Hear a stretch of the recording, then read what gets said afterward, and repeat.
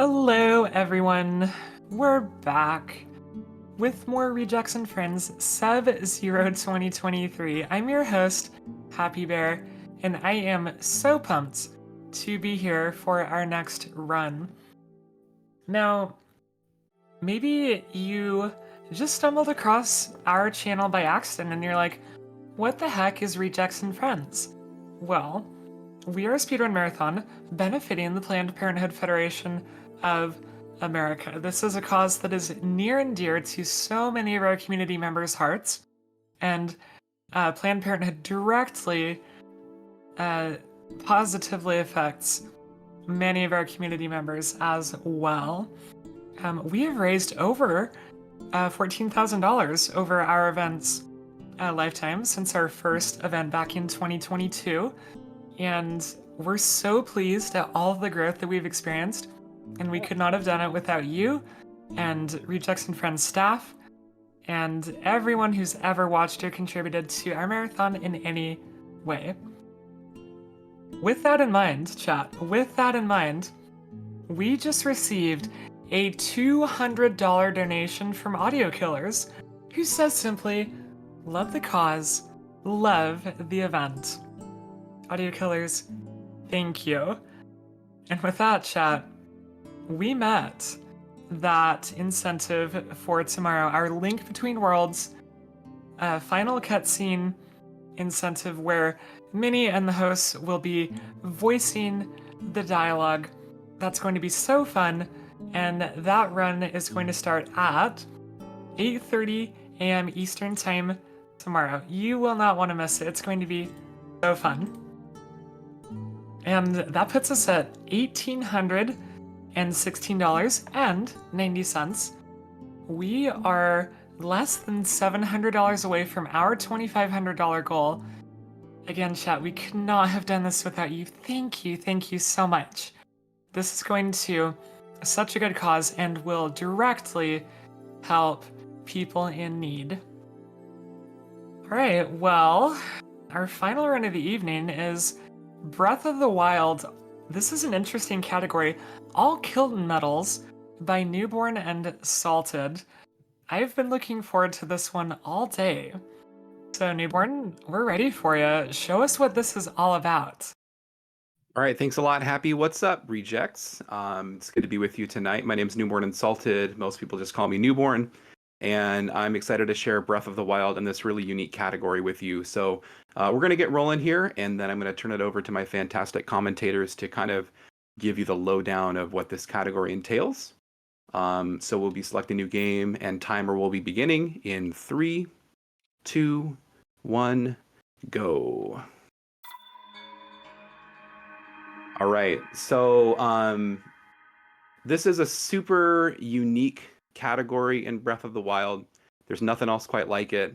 I like to think of it as kind of a glitch showcase of some of the most powerful but also off-the-wall glitches that Breath of the Wild has to offer. But before we get too much more into it, I'm going to turn it over and have my fantastic commentators introduce themselves. Why don't y'all go ahead? I guess I'll go first then. Hello, everyone. I am Bloom. I have stuck around the speedrunning scene for Breath of the Wild since the beginning. I've got to see the game evolve in a lot of interesting and fantastic ways, and I'm happy to be here tonight to show you one of the cooler extension categories. Tal? And I'm Tao. I think I joined the community around the time of the pandemic and helped route a number of categories, including all Kilton medals. And this is by far my favorite category extension. So excited to see Newborn Run kind of recently updated and improved route. And I've joined the community about the same time as Tao. Pandemic, suddenly had a lot of extra time on my hands. So I'm kind of a jack of all trades, master of none runner. I've run most of the categories this game has to offer. And this is the one that I've come back to several times because it's changed and it's evolved, and it's just a really interesting category. So I guess let's just do a quick rundown of what all Kilton Metals is. The way I like to describe this category is it's Breath of the Wild's version of all bosses.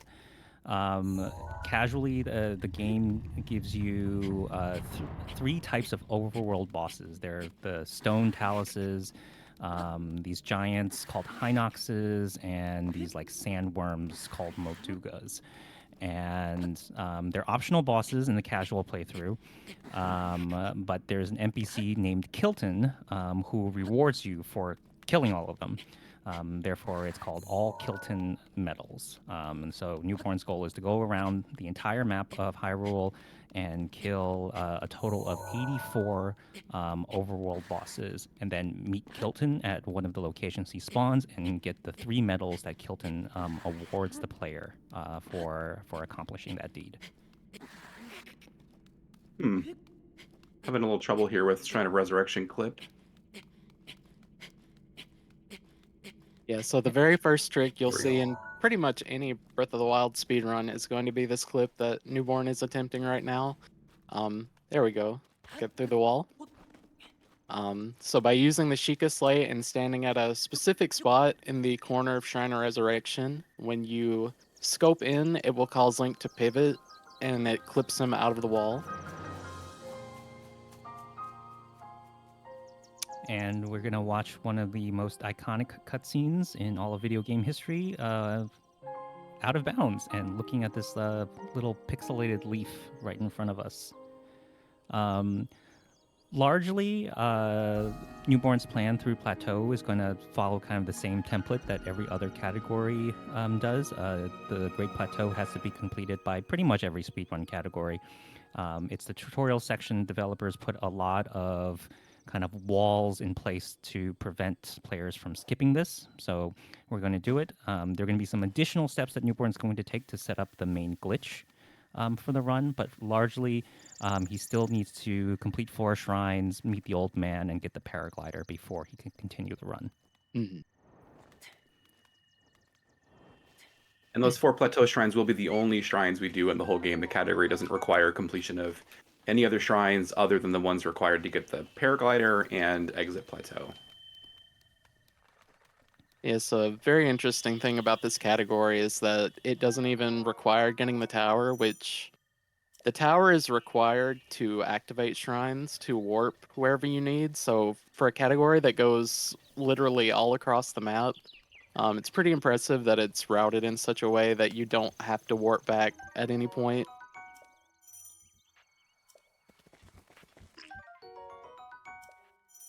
Yeah, and we'll see kind of a clever way that Newborn is going to sort of fast travel around the map, even without any warps activated. This Boko Camp is a common source of materials for most speed runs. Newborn picked up an extra high-tailed lizard there somehow. I've never gotten a lizard at that spot before. That's kind of, those are dynamic spawns, and he just happened to be right where I was trying to mash to get those peppers, so. Lucky lizard. Yeah, let's hope so. Would be unlucky if I had not dropped him out of my inventory, though. That would have caused some problems later. So Newborn would need a bow, a shield, and arrows anyway throughout this run, but those are the most important pieces for him to collect early as they unlock one of the main movement glitches that in Breath of the Wild right now called a bow lift smuggle slide. So if you've seen any runs, you've probably seen this glitch.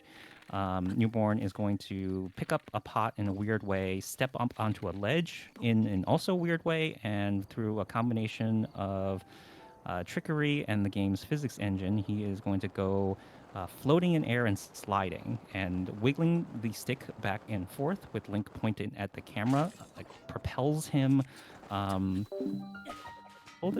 with gravity not affecting him. And so once in the slide state, no stamina is consumed and no health is lost. And so it's a very convenient way for us to travel long distances. And just in case you were wondering, that axe throw there after falling out of the sky was intentional. I need to get the axe into a specific inventory slot to facilitate one of the glitches we're going to do later.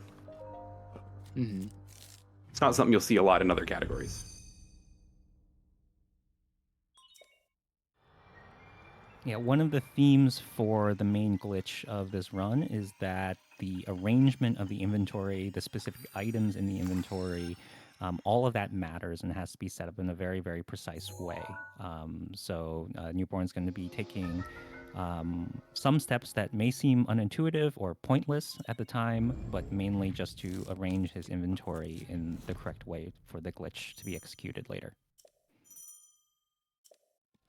You're about to see here the second movement technique that has really taken over Breath of the Wild in the past few years, wind bombing.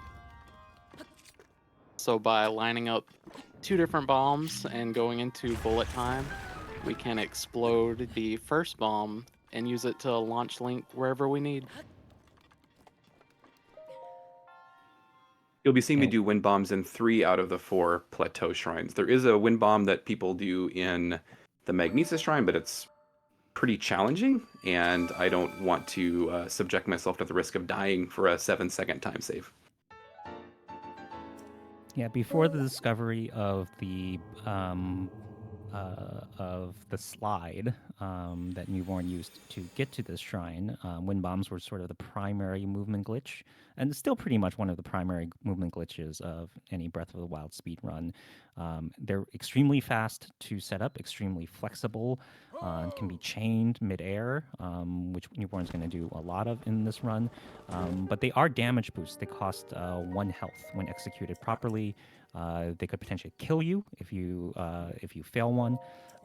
And so at this point in the run where Newborn doesn't have the paraglider and doesn't have a lot of backup food, he's going to limit his wind bombs to the ones that are fairly safe, especially for a long run.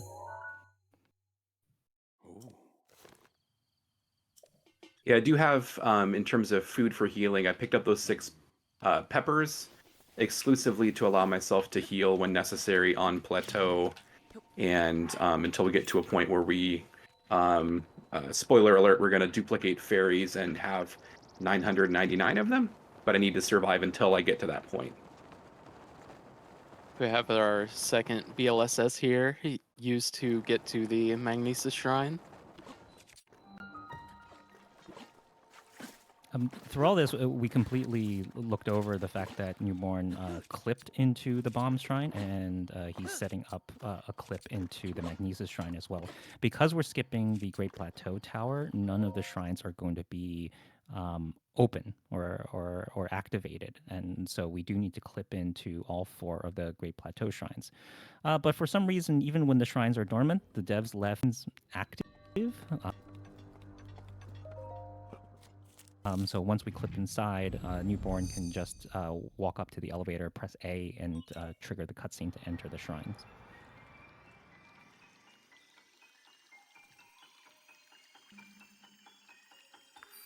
This will be our pretty vanilla plateau shrine. Like I said earlier, there is a wind bomb that you'll see in top level any % runs, but it's very risky, very precise, and in a run this long, the 7 or 8 seconds that it saves is not worth it to me, compared to the relatively high risk of dying. So we're going to kind of vanilla strat our way through this with just some running and 1 moderately swaggy shield jump.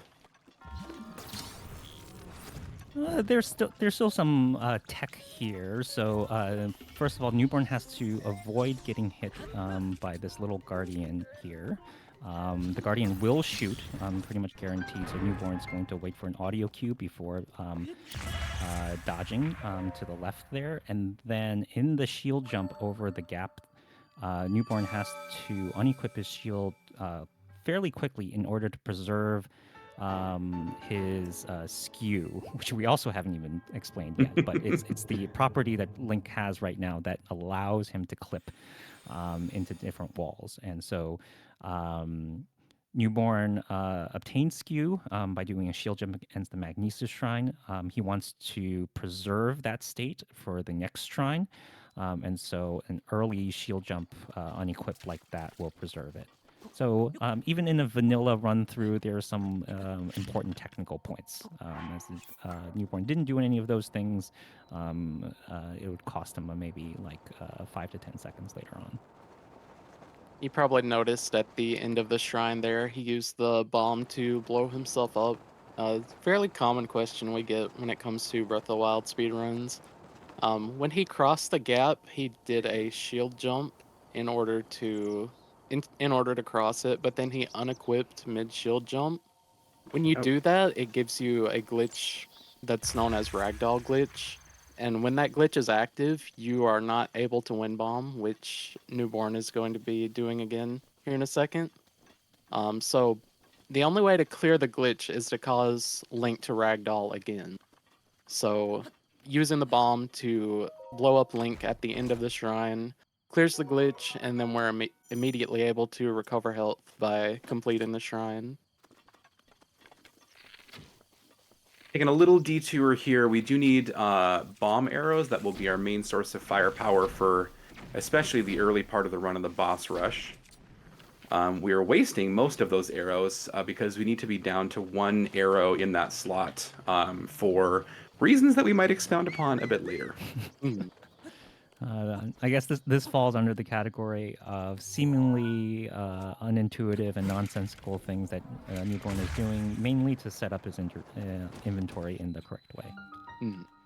The previous one, before we had our new discovery recently. We need DLC to be uninstalled. Normally, there would be a bomb arrow chest behind Cryonis that's a bit faster to grab than the bomb arrows that Newborn got just a minute ago. But we need DLC uninstalled, and we can explain that a little bit more later.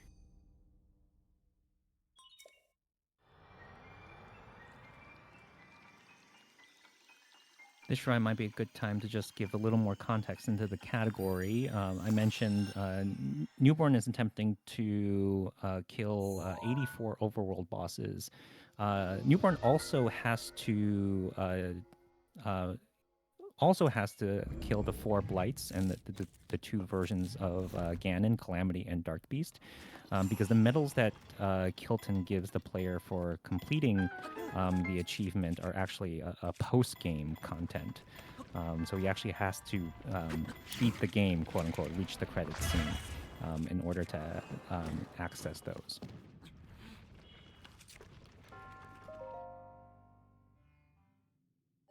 Very nice angle on the wind bomb. I've also deliberately switched over to my Boko Spear here, the one that I picked up at that Boko camp way back at the beginning. I'm going to use that for the upcoming trick, which is a boulder launch to get up to the higher snowy area. But specifically, I want to use the Boko Spear because we need the Boko Spear to take some damage so that we can kind of do a reverse durability transfer here in a few minutes. Use it to degrade the durability of the Master Sword once we get it.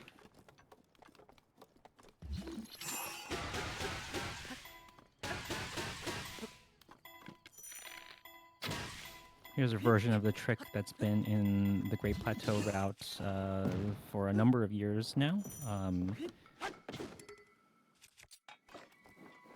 Riding the boulder up the hill. One of the few surviving stasis exploits in the current year. And not even a glitch. Yeah. An intended application of the stasis room. This slide can be a little monka steer. Yeah, in this slide, Newborn is in a cold area, and Link will lose half a heart every 10 seconds. So Newborn does have to go quickly and steer well in order to get to the Cryonis Shrine early enough to be able to set up the clip inside. And those who know Breath of the Wild speedrunning will know that there are generally 2 ways to clip into this shrine. The one that's generally preferred in any percent these days is a riskier, frame perfect, and slightly faster shield clip called an ESC. Newborn is electing to take kind of a safer normal clip, kind of clipping in the same way that he did the previous 3 shrines. Yeah, we're playing it safe here. It's actually a little bit harder. Even the normal clip is a bit harder because with time of day active, one of the visual cues that I use for where to position myself against the shrine is different than in most categories where time of day is locked. Yeah, I think in terms of main board categories, any percent, all dungeons, and all main quests all skip the opening cutscene that starts the time of day cycle in Breath of the Wild. Newborn needs the time of day cycle active here because among the bosses are 10 Stalnoxes. These are like the giants, but they're skeletons. They only spawn at night after 9 p.m. And then Kilton, the NPC that awards the medals at the end, also only spawns at night. So the time of day cycle has to be active.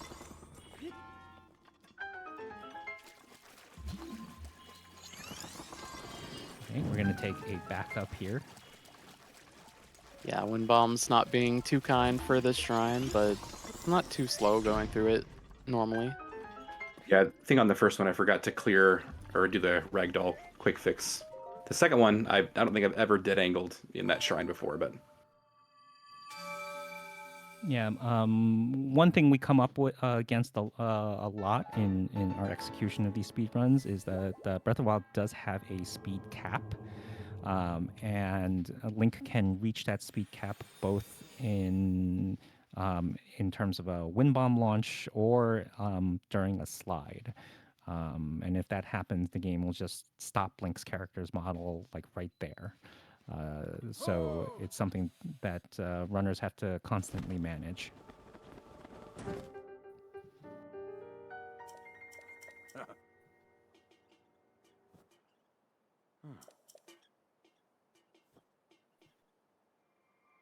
All right, with 4 shrines completed, Newborn is ready to head to the Temple of Time to get the paraglider.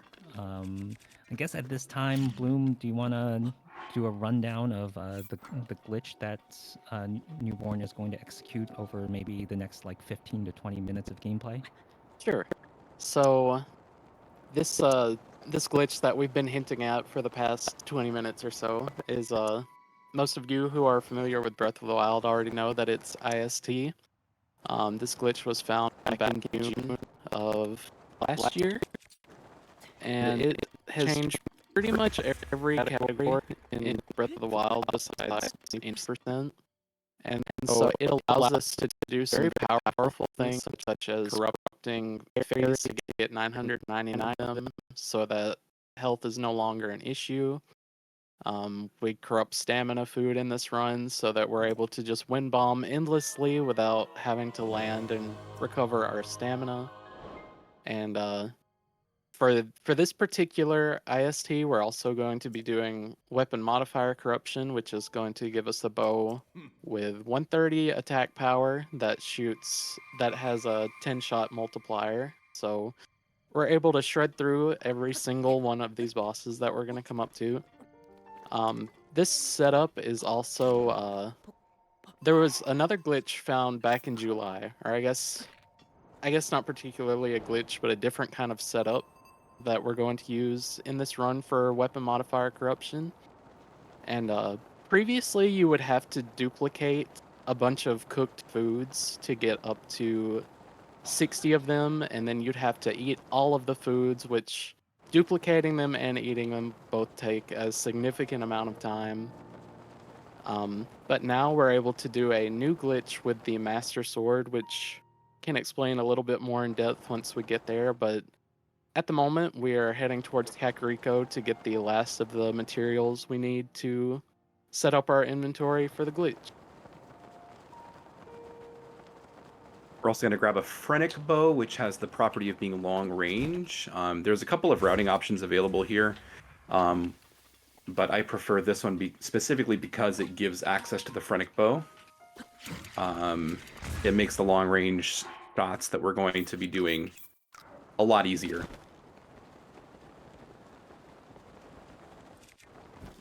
And here's our bow. Yeah. For some context into how impactful this glitch has been, all Kilted Metals was sort of like an uncommonly run category in the first few years of Breath of the Wild speedrunning. Like early world record times were in kind of the 5-hour range. And anyone who's played the game casually will kind of understand that, right? Like 84 bosses spread across the map. Without access to kind of the movement glitches and generally the weapons that Link has access to in the game are fairly weak compared to these bosses. So 4 or 5 hours would make sense. Then a few years ago, using some duplication glitches, Bloom routed a version that brought the time down to about 3 hours. And mainly just duplicating the most powerful weapon that could be found inside the game. IST and WMC have unlocked the ability for us to modify weapons to obtain stats that aren't available in the game in the base game itself. And so, just some quick math here: there are 84 bosses. And it's been 23-ish minutes, and Newborn hasn't killed any one of them. He's still going to go through this glitch for another maybe like 10 to 15 minutes and end up averaging about like 1 minute per kill for the rest of the run. So the weapon that he's going to create is extremely powerful compared to what you can find casually in this game. It's something I've always thought was funny about this run, because even I'm not as familiar with like the oldest routes, like at the very beginning, but even with the route from a few years ago, there was still like a lot of setup involved. So you'd get 30 to 40 minutes into a run before ever killing a boss, even though that's entirely what the category is centered around.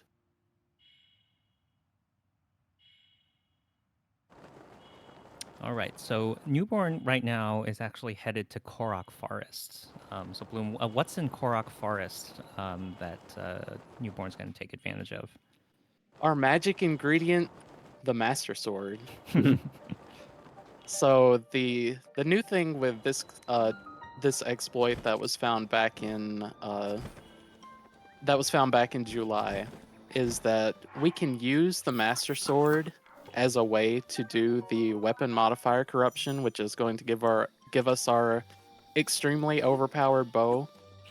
So you'll see here the glitch that Newborn is about to do. He's gonna drop some wood and flint next to the Master Sword to set up a campfire, and then point the camera directly up. This is another simple glitch. I don't remember exactly when this one was found, but this is probably one of the simplest glitches you can do in Breath of the Wild. So you set up a campfire, stare at the sky, and wait next to it. And then if you spam the A button as you get control of Link again, the game will give you the Master Sword without the 13 heart requirement. Shoutouts to Legend of Link, I believe, was the glitch hunter who found that one. And that's a very simple glitch. Like anybody can do that on a new file. It doesn't take like any dexterity or special inputs. You're literally looking at the sky and mashing A. This is also the reason we wanted DLC to be uninstalled, because after a little bit more setup here, Newborn is going to be reloading the game. And after you save and reload, after grabbing the Master Sword, you get a 42-second long cutscene of the Great Deku Tree telling you to return to the forest to do Trial of the Sword. So worth going a little further out of the way for some bomb arrows compared to having to watch that long cutscene. It's painfully long. It's so long that in all main quests, runners are allowed to deduct the time from their final time, the time of the cutscene from their final time, just to make it a little more convenient, so that runners aren't constantly installing and uninstalling DLC depending on what category that they're running.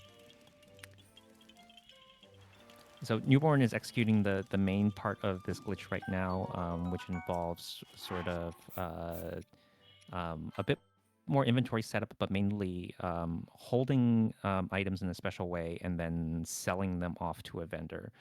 And mainly what that's going to do is it's going to confuse the game as to how many items are actually in Newborn's inventory. So Newborn might have 15 slots filled, but the game will only think he has 7 slots filled with items.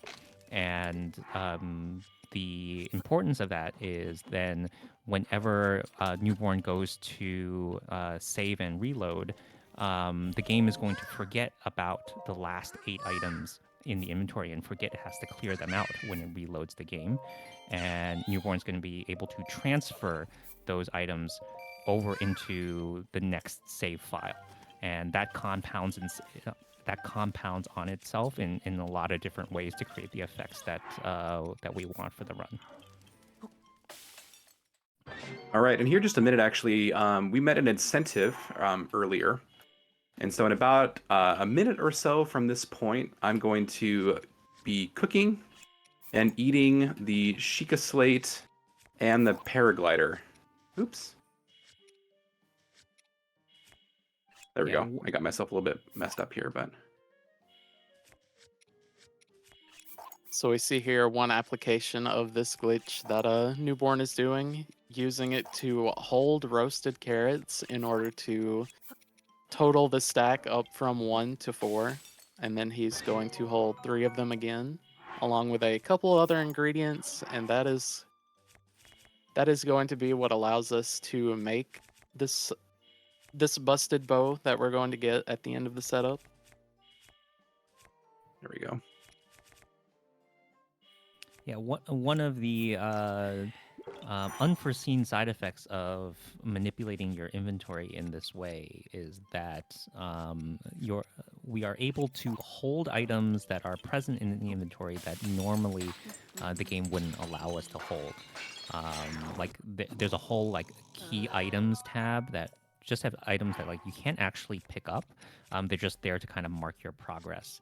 But what Newborn did there was he held the Sheikah Slate, the really important key item that you get at the beginning of the game, and he threw it into the cookpot. And now he's throwing the paraglider in the cookpot, and you see it kind of bouncing around over there like it's a mushroom. We'll show the recipes just to confirm. We do have a Sheikah Slate and a paraglider. Yum. Delicious. Yeah, tasty stuff. You can see Link's really, really happy about that. So if you can hold these items, you can throw them in a cookpot, and so you can technically cook the Sheikah Slate and the paraglider.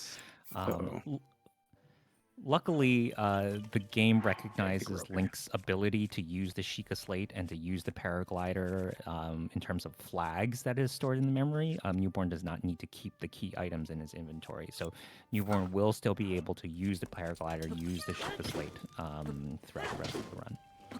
But that was just kind of one of the sillier applications of IST that we discovered pretty early on, and Newborn met the incentive to cook those 2 key items and eat them. Well, thanks to y'all for meeting that incentive. It's good work. Pretty unique use of the entanglement glitch we have here that is letting him do things like cook and eat the paraglider. Just a bit ago, he was able to use the durability from the Boko Spear, and he had the Master Sword equipped, but by putting his cursor over the Boko Spear and then going to a different page in the inventory and equipping it, it transferred the durability from the Boko Spear to the Master Sword. So normally the Master Sword would have 40 durability, and that takes roughly about 50 seconds to jump slash into the ground and get it to break. But he was able to use this entanglement glitch to transfer over the little amount of durability from the Boko Spear to the Master Sword and break it. Having the Master Sword be broken is crucial for the glitch because it's hard to explain because it's a very technical thing, but it allows the food effects that we cooked for one of these meals, the one that had the 3 roasted carrots, it allows us to push those effects onto the roasted mushroom, which is where we need them in order to corrupt this bow.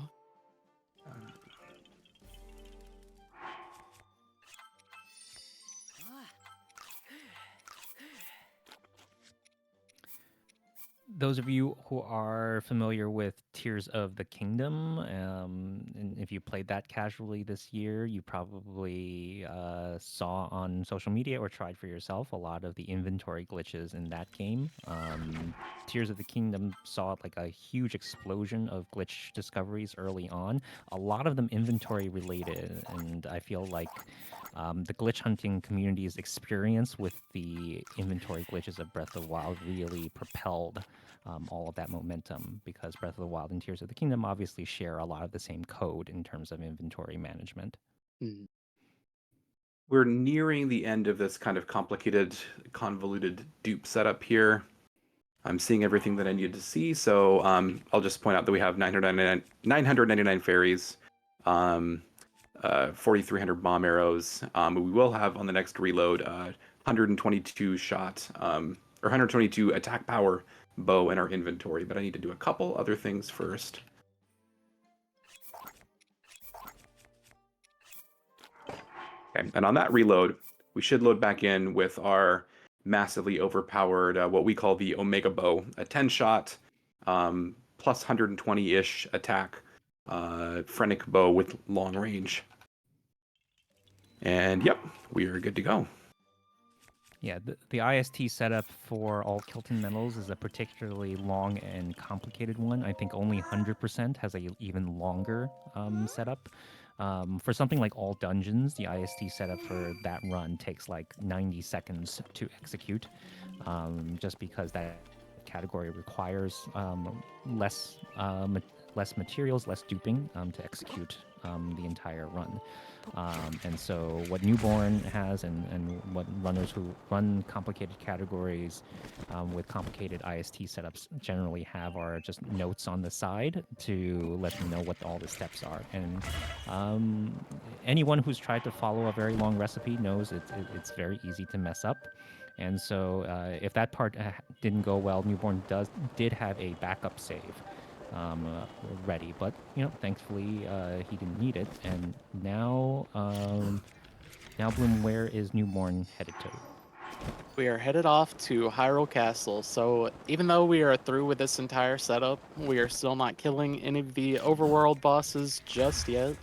As Tal mentioned earlier, we're going to be we have to complete the game in order to get access to the Kilton medals, and we also need to defeat Ganon to get Kilton to spawn at all. So we'll be going here first before we head off to our first boss. Also wanted to say earlier, you executed the IST very well. Like Tal was saying, IST is very unforgiving. If you miss a single step, then things can go awry really fast. So very well executed. Thank you. Oh yeah, I was nervous about that. My many practice runs that have been derailed there are a testament to how complicated that glitch is. So Newborn there executed what's called a skew bounce. He shield jumped, entered bullet time, and then landed on a sloped surface while in bullet time. And what that does is it gives Link sort of an extreme version of the skew state. Remember back in the Great Plateau, we use that skew state to clip into walls. It's gonna be used for a slightly different application here that you'll see when Newborn gets to Calamity Ganon. Do you mind if I jump in real quick? Go Please ahead. do. Awesome. Well, I just want to check in with everyone, see how you're doing. Hope you're doing very well. And just remind you that we're raising money for Planned Parenthood Federation of America. Their mission statement is, "Your health is our highest priority, and we believe your body is our own." Or excuse me, is your own. Your body is mine. So the Planned Parenthood mission is one that really is dear to the heart of many Rejects and Friends members as well. So that's why we're so passionate about this event and why we keep doing it every 6 months. This is our 4th time doing it. If you're interested in donating, then you can type !donate in chat, and then you'll be able to donate. Or you can go down to that fancy little QR code in our About section. So we are super excited about that, and we are also super excited about being less than $700 away from our goal. So we are super appreciative of everyone's donations, and we're just going to keep pushing till that $2,500 mark and maybe beyond. Thanks, Happy. Jumping back into the action, so you're seeing Newborn make good use of our powered up bow, which we generally refer to in the community as an Omega bow. Currently the version that Newborn has shoots 10 bomb arrows for every single bomb arrow in its inventory. It has 130 attack power. And so he's basically one-shotting through the phases of these bosses here. We haven't really found a way to skip the phases yet, just because once we pass a certain damage threshold, the game triggers the phase transition cutscene. So here's Calamity, and we'll get to see the application of that skew density. You'll see, even with the strongest boss in the game, it just takes a few arrows to just shred through the first phase. Ooh, you got me there.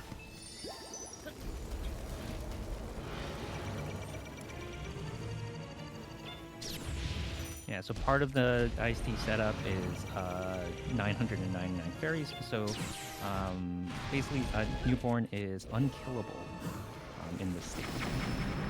Very nice laser parry.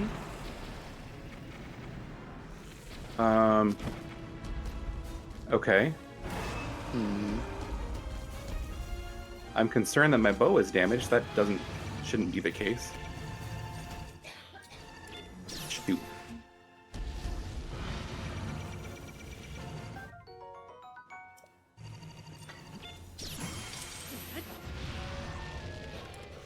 Oh dear. Okay. Any ideas what happened with my bow commentary? I would guess something happened during IST that transferred maybe the pot lid durability to it? I don't know. I do have a backup save in case something is irreparably broken here. We'll have to see how this goes. I've never had this happen before. Yeah, normally the Phrenic bow has something like 40 durability, and Newborn has definitely not used anywhere near 40 shots off the bow there. So the fact that the bow broke so early implies that something happened during IST in which the durability of a lesser item got transferred to it. So I think... can you do the Bow of Light transfer with this inventory, or...? I don't, because I have to be able to unequip the Bow of Light on the final shot and stay in bullet time, and I don't have another bow to enable me to do that. Okay, so maybe we'll do... You'll show the Dark Beast fight, but then we'll load the backup save? Yeah, we probably will have to. So, what we're talking about, for those of you who might not be as familiar, is... to transfer the Bow of Light out of the Dark Beast arena, you have to have broken slots, like commentators were talking about earlier, that cover the Bow of Light, and you have to unequip it. Unequipping it is normally not a big deal as long as you can switch to another bow to remain in bullet time, but the way the final boss fight works is you can't hit the eye for the final shot if you're not in bullet time. So that's the kind of the hitch in the giddy up here. is that I'm not able to unequip the bow and stay in bullet time, so the game will take it back. So we're likely going to have to revert to a kind of our emergency backup save, but we will go through this fight just to show how it would look under ordinary circumstances. Yeah, and we got kind of ahead of ourselves because we were trying to figure out what our backup plan should be. But basically, in Breath of the Wild, you get this fancy bow of light only during this final boss fight, which I think for most players felt a little disappointing. In other Zelda games, you get a bow of light or you get light arrows to use throughout the entire game. Here, it's basically a prop for what is a fairly easy final boss encounter. But the Bow of Light does have stats in the game, and specifically it has a base power of 100, which is more powerful than any weapon that you can get in the regular game.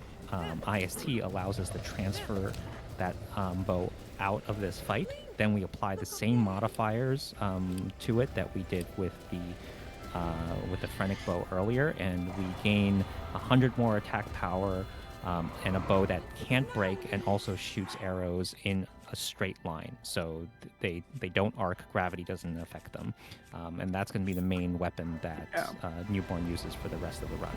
So normally at this point, Newborn would unequip the Bow of Light, switch to the Phrenic bow, and end the fight there. And when he goes to continue the game after passing through the end credits, the Bow of Light would show up in his inventory. Because the Phrenic bow broke there, we can't execute the glitch as originally planned, but we'll just load the backup save and essentially pick up where we left off. There would be an extra step here to apply the effect to the Bow of Light, but I'm assuming you already have it applied in this save? Yes. Right. Yeah, so we're- ordinarily we would load back into our Sanctum save. You might have noticed me hard save before starting the boss rush. And, oh no. We have not done that. I wonder if I have... Let me think about this. We do have the Bow of Light. I was certain I had corrupted it. We can proceed and just do a couple of extra shots on each of them. I don't really want to go back and redo the entire setup. That would be pretty time-consuming. I don't know. What do you guys think? Is it just a plain Bow of Light, or is it a 10-shot Bow of Light? It is... Oh, you're right. It's the... I think it's the plain Bow of Light. Yeah. Let's test here. Where is Yeah. All right. Backup plan. This is unfortunate. Good thing we were generous with our estimate here.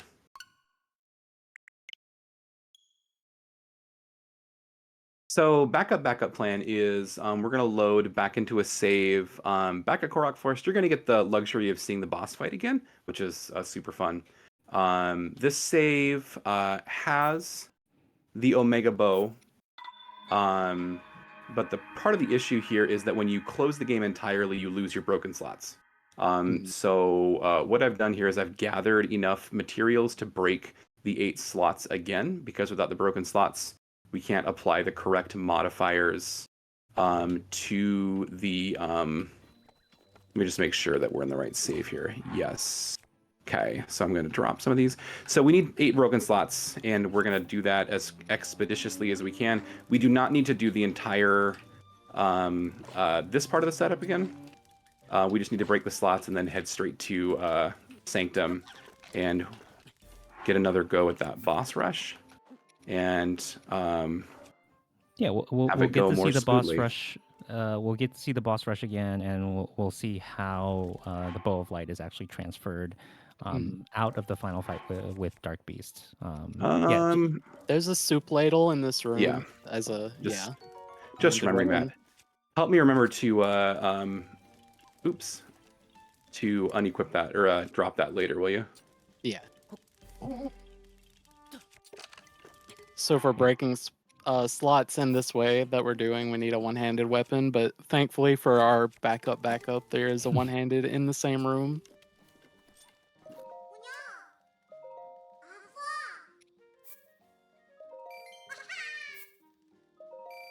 Yeah, one of the difficulties of making backup saves for this glitch is that the glitch gets cleared when you close the game. So our backup save includes some materials to actually reactivate the glitch.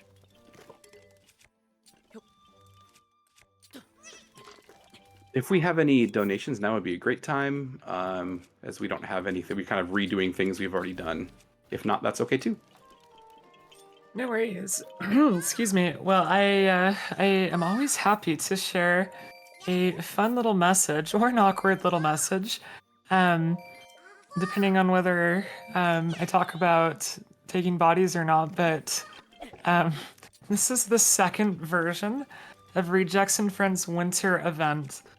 Last year when we started this, it was really just kind of a meme when we were talking about like, oh, a lot of us got rejected from games done quick.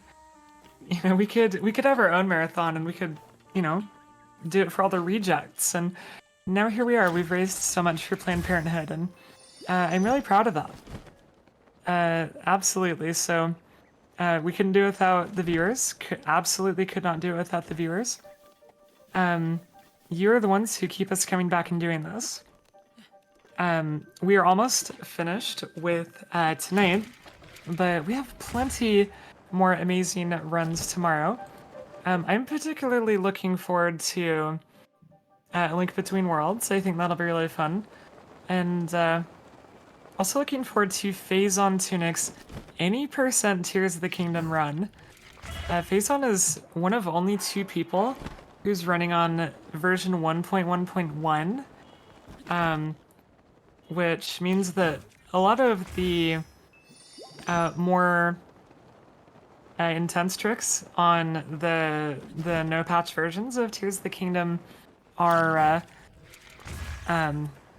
not available. But as they say, limitations breed creativity, and so the any % 1.1.1 run is certainly a creative run, and I'm excited. I'm commentating for Phazon, so I'm excited to talk with him and help to celebrate this amazing run. So hopefully you will all come out to that tomorrow and hang out with us. It's going to be a great day tomorrow, and of course we're ending with the Twilight Princess 100% versus any % relay. That sounds like it's going to be awesome. And it'll be Bewildebeest versus Waterproof Teabag and the Glovers. So, yeah, lots to look forward to tomorrow. Here's a glitch we completely skipped over the first time around, so Newborn's doing it a second time, so we get to explain it. This is Wind Blight skip. So if you approach Sanctum before you've completed any of the Divine Beasts, all 4 of the Blights will be here, and you need to enter this boss rush in order to beat the game. Wind Blight is the first Blight that's up, and what was discovered a long time ago was that if you shoot an arrow into this cutscene and walk into it immediately afterwards, the arrow will be stuck in the middle of the air while the cutscene is going, and yet the hitbox for Wind Blight is still active. So what Newborn was attempting to do there was send 10 bomb arrows into the cutscene and hope that they do enough damage to Wind Blight. They were just slightly off here. It is a finicky trick, but you notice that Wind Blight is starting the entire fight with about 20% of health left. Yeah, that one in the setup also is slightly different from the typical any % setup, so those kind of slight differences can pose a little bit of a challenge in terms of getting it exactly right. I guess for a bit of a sense of scale here, all of the Blights have 2,000 HP when they spawn inside of Castle. The most HP that any boss in the overworld has is 1,000, so you can kind of see how the strength of this bow is going to be very beneficial for the run. Perhaps one of you could talk about, we don't typically in a boss rush see this, or at least in Breath of the Wild, see this bullet time strategy of constantly running out of my way to get on ledges for bullet time. Can one of you explain why we're doing that? Yeah, I can sort of explain why. I'm not sure we fully understand. Sure. the whole thing. But it's something that you're going to see Newborn do with the overworld bosses too, which is when Link is in bullet time, he and his arrows are still operating on normal speed, while the rest of the world has been slowed down by 19 or 20 times. The thing with bomb arrows is that the bomb arrow explosions cause like probably really fast movement in the characters in the enemies hitboxes, and the bomb arrows also have splash damage, which can affect other bomb arrows that are in the air. So if we try to shoot these bosses in normal time, a lot of times what will happen is that the bosses just don't take a lot of damage, and we think that's because of the collision between the bomb arrows, splash damage, the hitboxes, and everything sort of throwing off the actual impacts. So Newborn's going to try to take advantage of bullet time as much as possible because it prevents the enemy hitboxes from moving too much until all of the bomb arrows can do damage.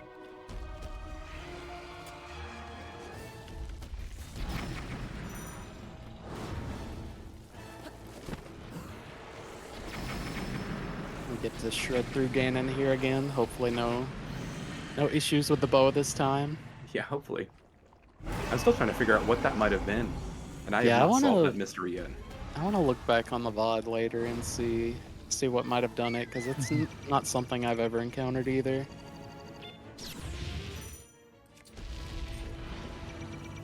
And actually, on the topic of that bullet time there, in an earlier draft of this route, we were coming here with normal arrows and elemental arrows before we were using bomb arrows, and those actually went through the fight much faster than bomb arrows. Gotta Here, finish we'll with just- a little flurry rush here. Okay. Here we'll explain sort of what the gimmick of Phase 2 of Calamity is. Calamity, when he's glowing like this, is invulnerable to damage. Oh. Only damage done in a flurry rush there, and dropping the shield by parrying one of Calamity's attacks will you open up the ability to damage him. So even though Newborn has one of the most powerful weapons that we can create in the game right now, Ganon would take no damage from it until Newborn successfully parries or flurry rushes. And Newborn is currently in any percent player's nightmare right now. Right. We do not like when Ganon goes to the wall, because he does not want to come down. Yeah, the issue there was with all the bomb arrow splash, the explosion, he disappeared on me, and I couldn't, he's huge. His hitbox is quite large, but I could not for the life of me figure out where he had gone to. So I was not able to finish it in one bullet time skew bounce like you would like to. Fortunately, we'll get to illustrate for you here what this fight should look like in transferring the Bow of Light out of the fight back to our Sanctum autosave, and what it looks like to actually corrupt it. So I was really doing us a favor by screwing it up earlier. Just wanted to be able to talk about more stuff. I guess I didn't really have a chance earlier to explain kind of how the weapon modifier corruption works, so I could do that now while we're going through the Dark Beast fight again. So I guess the simplest way to explain it would be that there are two different types of food that you can have. You can have meals, which is what you cook when you take multiple ingredients and throw it into a pot. But you also have things like baked apple, roasted mushrooms, things that you can have multiple of. And so the way that weapon modifier corruption works, we need to get the effects from a meal, particularly the price that they sell for, and also the amount of hearts that it can heal. We need to push that effect onto, in this case, the roasted mushrooms. And so the way we did that in the previous setup is that we'd have to duplicate up to 60 foods and then have the roasted food be in like the 60th slot of the meals, of the food tab in the inventory. and anything past that, any cooked meals would not be able to load in, and so those effects would get pushed onto the mushroom. But now with the Master Sword, the game kind of gets confused when you try to load in. As we mentioned earlier, the glitch lets you duplicate items, but the Master Sword has a special flag that doesn't let you have two. So when you try to bring in a broken Master Sword and you already have one in your inventory, it causes a desync in the game that pushes the food effects to the right. So that's kind of our new solution for being able to do this weapon modifier corruption. We're pushing food effects by loading in a broken Master Sword instead of having to constantly cook and then reload to duplicate a bunch of meals and then get rid of all of those meals to shrink our inventory back down.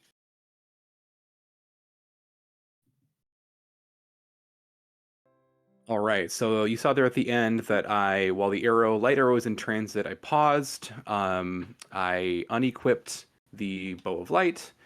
I equipped my frenetic bow to remain in bullet time, and now when we load back in, we should have the bow of light in our inventory in its uncorrupted state. So it still has that 100 base damage, but it doesn't have the attack up modifier, and it doesn't have the 10-shot modifier. There's just one more quick step that we need to do that. You also see the fun byproduct of we get a shield with the attack up that way, which is fun. Oh, wait, I didn't save, did I? Did I save? You'd made a manual save before you shot the bow. Right, but I didn't save after dropping the shields. Okay, so I've got to drop, save.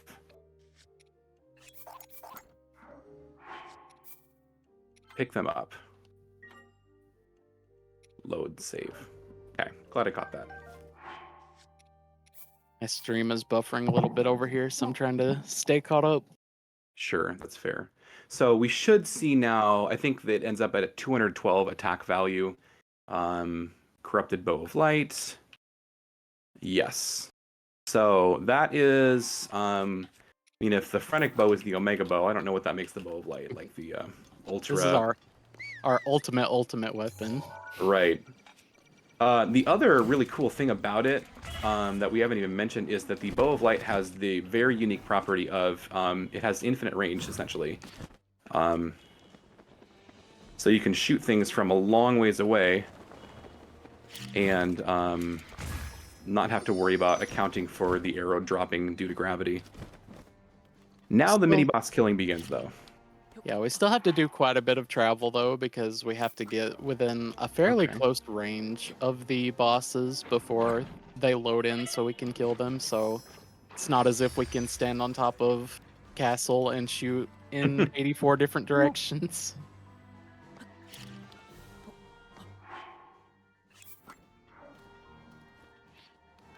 We'll be using a lot of BLSS slides, oops, got faced the wrong way, and a lot of wind bombing we're literally going to go from corner to corner of the map here. There's things scattered all over the place, from the Moldugas down in Gerudo Desert to the Taluses, which are all over. Igneo and Frost Taluses are included in that. And then, of course, our Hinoxes, which are scattered as well.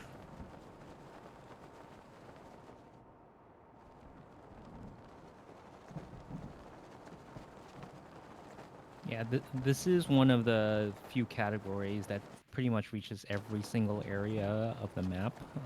Like if you run a number of different categories, there's usually a couple of places that like you don't really see that often because the devs didn't really put any main objectives there, but they did fairly evenly distribute these bosses everywhere. Mm-hmm. So there you see the power of the Omega Bow of Light. Just point and shoot, and one shot and you're done. We'll see Newborn stopping by this stable before we continue on. Mainly just to set time of day to night here, because we're coming up on the first Zalnox. So we need it to be between the range of, I believe it's 9 p.m. and 4 a.m. in order for those to spawn in. Shout outs to that dog. We love our dogs in Breath of the Wild. Another very Oh. good extension category. All Dog Treasures. One of my good friends runs it, and they're such fun runs. I love it.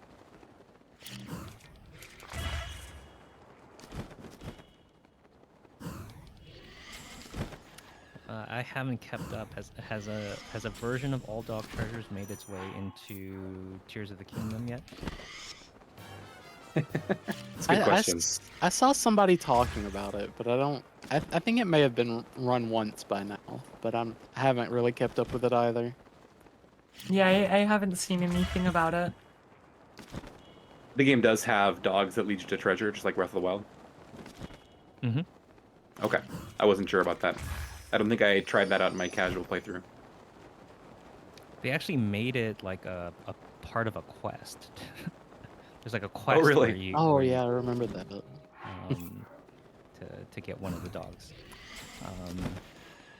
This category is the opposite of wholesome. This category has a lot of murder in it.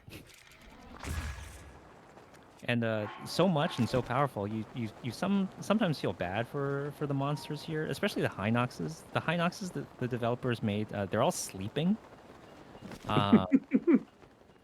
You know, like the Modugas are ready to attack you. Kind of the Taluses are invulnerable until they wake up. But all the Hinoxes are really just like they're taking a nap. Newborn's gonna come flying in, and before they even know it, they're gonna be dead. The Stalnoxes had it coming though. They're ready. Those guys are about to throw down at any moment. But yeah, it's not much of a fair fight. There's not a whole lot of honor in this category. You'll see a little bit of a trick with the upcoming Talus. The reason that we needed bomb arrows and why we corrupted to have thousands of them, they're very convenient for Taluses because you're able to just shoot at their arms and have them raise up without having to land on the ground and wake them up that way.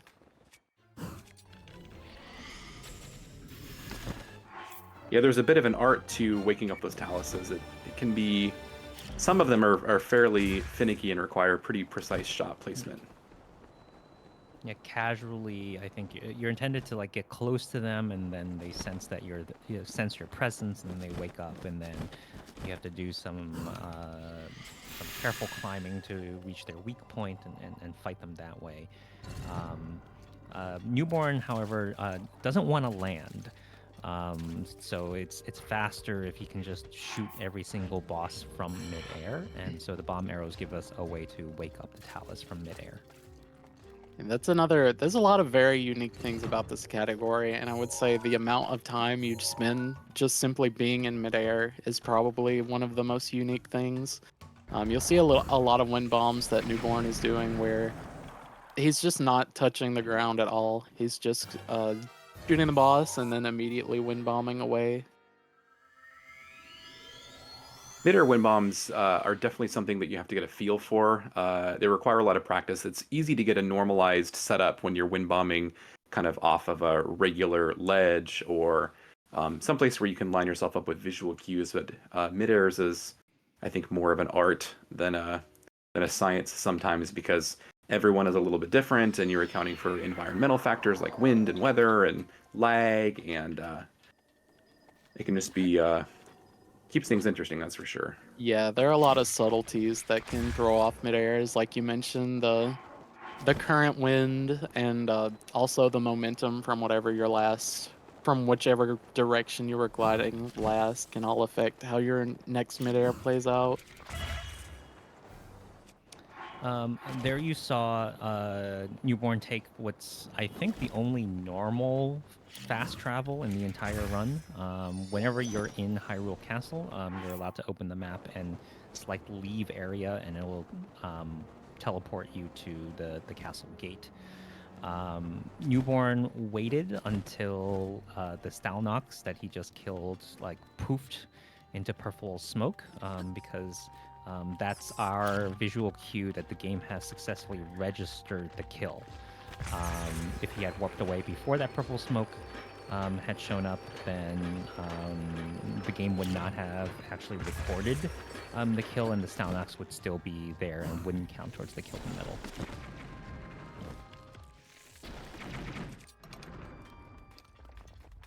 So in this part of the run, we have just a couple of bosses that are tucked away inside of Hyrule Castle. For the most part, we will be just out in open air for most of the run, but we have a little bit of exploring to do inside of the castle to get to these two. Yeah, these two are by far, I think, the slowest ones to account for in terms of gotta actually enter castle to get to them. Slowing down our bosses per minute. It's a different kind of BPM, I guess.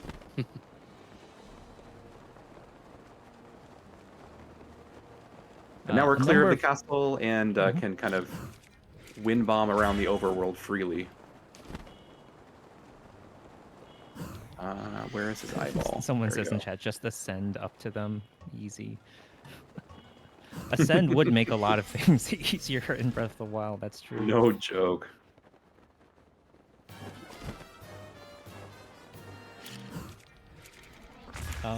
One aspect of our setup that I don't know if we actually explicitly mentioned, Newborn has a stack of 999 full stamina refresh meals. Other than the cost of kind of menuing to the meals and eating them to refresh stamina, Newborn basically has infinite stamina. So that's what's going to allow him to kind of stay in air as long as he wants. Yeah, IST gives us a lot of good things to work with. So for this setup in particular, we have, of course, our Omega Bows, but then we also have Corrupted Bomb Arrows, Stamina Food, and Fairies. So what else could you really need for a run like this? Not much, really.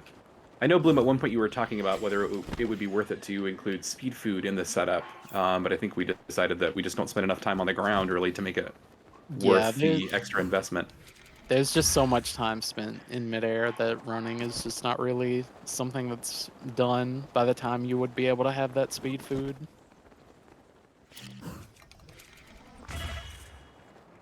This Guardian Stalker likes to cause problems sometimes, but fortunately, Omega Bow of Light does pretty well on him, too. The bonus kill. Right. 84 mini bosses and 1 Guardian Stalker. No. Okay. No Lionels. Yeah, Lionels are always an interesting thing to me that they decided to omit from the Kilton medals. Yeah, it doesn't make any sense to me, if I'm being really honest. Yeah, I think They're interspersed throughout the map in the same way. There's 40 of them, just like there's 40 of the Hinoxes and Taluses. It's kind of a mystery. Yeah, for casual observers of Breath of the Wild, if you've seen any Breath of the Wild combat demonstrations, combat montages on YouTube, generally the enemies that the combat players are fighting are Lionels because they have the most HP, they have the most varied attacks. And so, like, I think for the casual player represents sort of the toughest combat challenge in the game, but Kilton doesn't really care about them, so we don't kill any Lionels in this run. And Kilton would know because that guy loves monsters.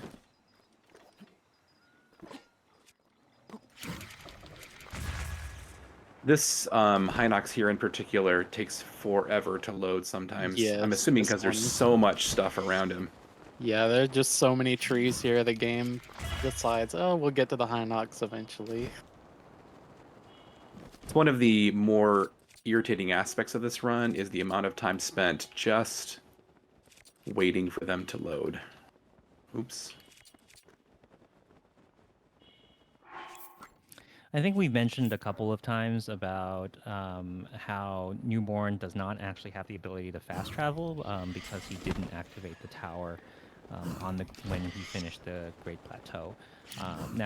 So He's not doing this entire run warpless, though, because just from an efficiency standpoint, he's going to kind of follow a natural path from boss to boss, but eventually that's going to take him too far towards the edge of the map, and he's going to have to come back. And so to solve the problem of having to, come back to a more central part of the map to continue the run while not being able to fast travel, we're going to take advantage of, I guess, what's essentially like a void warp or a drown warp.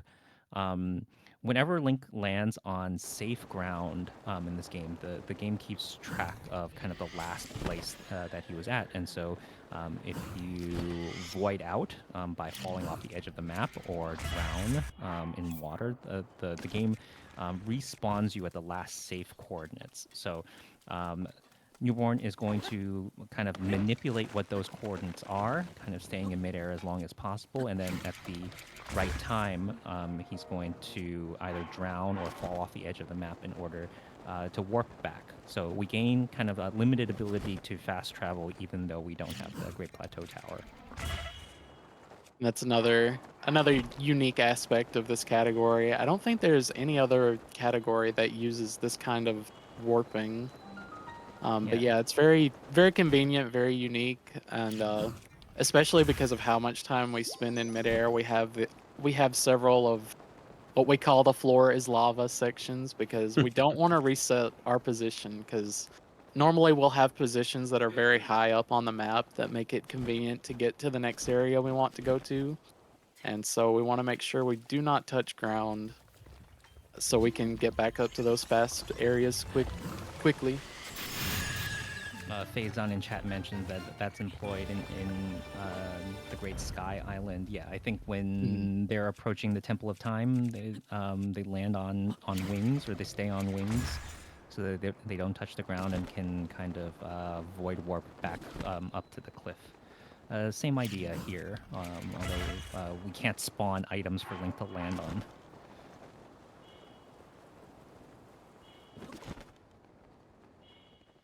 This section is particularly challenging, as are some others, but because of the amount of lag that is generated by the objects in the area. Maybe y'all want to talk a little bit about the role that lag plays in Breath of the Wild speedruns in sometimes positive and sometimes negative ways. Sure. Yeah, Zora's Domain in particular, this area we're at now, can be very laggy, which we mentioned earlier about there being a speed cap. Lag makes it so that it's very easy to hit that speed cap, and makes it so that our wind bombs essentially just don't work because the physics aren't working properly while lag is going on. But you'll also notice occasionally when Newborn is wind bombing that he'll do some quick menuing and pauses before opening the paraglider. So what's happening when the game lags is the game tries to smooth out Link's movement. So it usually when the game lags, it'll go down to 20 FPS, but to compensate, it'll speed Link up by 50%. So by forcing the game to lag and then opening the glider on a specific frame, we're able to boost Link's gliding speed by 50% and make it so that we can wind bomb around a little bit faster than we would normally be able to. You you almost landed there. I know, Yeah, I had that was no a idea it little- was that close to the really ground. close. I also almost missed this Hinox for some reason I didn't get his health all the way depleted with one shot, so I'm glad that we were hanging Newborn around being here a for a minute. little casual there. So that was the first example of a void warp or a drown warp. It was actually a save warp. So Newborn saved and reloaded while Link was just barely in midair, and that will also respawn Link at the last save coordinates. Right. Now that version of that warping basically only involved one boss. In this branch coming up, Newborn's gonna kill, I think, 4 or 5 bosses in a row, and then warp back. Yeah, I was trying to speed through my explanation a little bit there, but yeah, that was our first example of one of the warps. few different ways we can do it: by drowning, falling into a void, or save and reload. And as mentioned, that one was one where we save and reloaded, but very close to the ground on that one. Yeah, cutting it a little close. There's a question in chat about is it worth it for those super launches to use the VR thing that was included? Yeah, so like with the last update to Breath of the Wild, Nintendo had this cardboard VR goggles thing. I still don't understand exactly what it was, but we do have the ability to go into kind of a VR mode in Breath of the Wild, and for a while, that was sort of used to help generate lag for super launches. But I think largely what's happened in the last a few years is that we, as a community, understand super launches a lot better and Mhm. how lag is generated a lot better. So it's actually very rare to see a VR setup for a super launch anymore. Like the game is just actually just so laggy in so many different places, and we Mhm. understand where to get that lag that we often don't need to go into VR for it anymore. It's also Yeah, sort of a situation where it takes about 12 seconds total from what I've timed to turn VR on, and then to do the menuing to turn it on, and then go back in and to turn it off. So with that time combined, it's probably not 12 seconds. I think it was 6. I think I doubled my number there. Um, but yeah, it takes time to do the menuing to turn it on and off. So while it would be beneficial in some areas, um, your solution would either be you would have VR on like the whole time and be disoriented, or you'd have to eat some of the time you would have saved by getting lag without VR by having to menu to turn it on and off. This is a particularly tricky talus in the route. Right now, Newborn is in a Flores lava branch, so he doesn't want to land. This particular talus is in this little cove. Um, and also, this is the Lurlin area of the map, which is often very rainy. Now, we don't actually fully understand how the game determines what the weather will be in a particular given area. Personally, I've done like a lot of runs of this category. It has never been raining for me when I've approached this area, but a number of other runners have had the experience of it's raining. And the problem when it's raining is our bomb arrows don't work to actually wake that talus up. And that, if it's raining here, it presents kind of like a pretty bad time loss as you try to find some other way to wake that talus up. yeah, the kind of I don't know if it's fastest, but the most stylish way to deal with that is to glide down really close to it, glide over it, and wind bomb away, and then turn around and get that shot. But it's dicey because you get really close to the ground. Yeah, you get close to the ground in that situation, and then if your wind bomb fails, then you touch ground, and then there goes you touch the lava. And that particular, I mean, you're down in a hole there. You're at the very corner of the map. There's not a lot of good options. You've lost probably multiple minutes just from touching the ground. Yeah, so Newborn hasn't. Newborn way back landed kind of like above a hole in the ground and shot a Hinox through it. And since then, he has not landed. He's coming up to this area of the map. I think it's called Mopla Point with another talus here. And after this, he's going to. Are you going to save and reload or drown on this one? To drown. He's going to do another drown warp here to reload back in the old area. Yeah, Yes. drowning is a little bit faster, where it's a convenient option. Yeah, we actually get to see all 3 different types of this kind of warping throughout the run. So we saw save warp last time, but this time we'll be drowning to return back to our save point.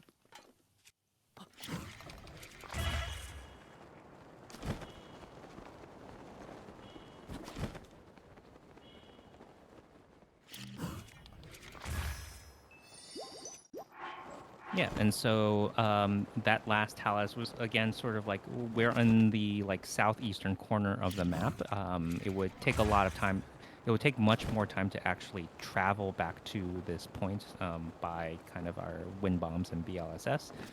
Be faster. It's just faster for us to trick the excuse me, trick the game into bringing us back here.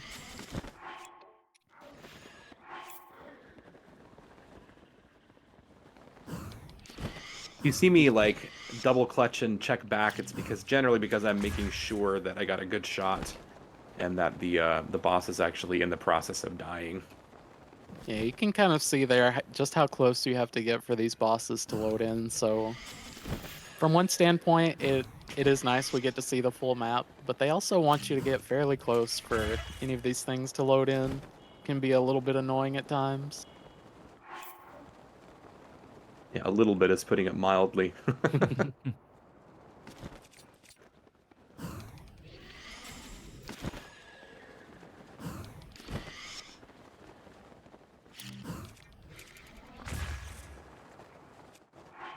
This also begins what I think is sort of the longest branch in the entire run. It's sort of hard to talk about this run in branches. Usually, like when we refer to a branch, we mean like, you know, you do a bunch of shrines, or like in Hundo, you do a bunch of Koroks, and then like, or you beat a boss. And here, it's there's very little downtime. Newborn's going to kill a boss, turn in midair, wind bomb away, and move on to the next boss. But mainly we count branches in between, sort of like these warps or saves and reloads. And I think this next sequence has something like 25 to 30 bosses before the next like save and reload, and you end up going from the far like eastern part of the map all the way to the west. Mm-hmm. Yeah, for me, it's about a 30-minute chunk of time. Somewhere in that range, at least. Oh, okay. Yeah, we'll be going all across the southern end of the map with this branch in particular. Oops. Okay. This previous Talus, I think, shows a good example of why the Phrenic bow makes a good choice, being an easy to get long range bow. So whenever there's Taluses that we have to wake up from a fair distance away, we're able to do it with this bow instead of having to shoot way up in the air and not have like a good visual cue with a slower and shorter range bow.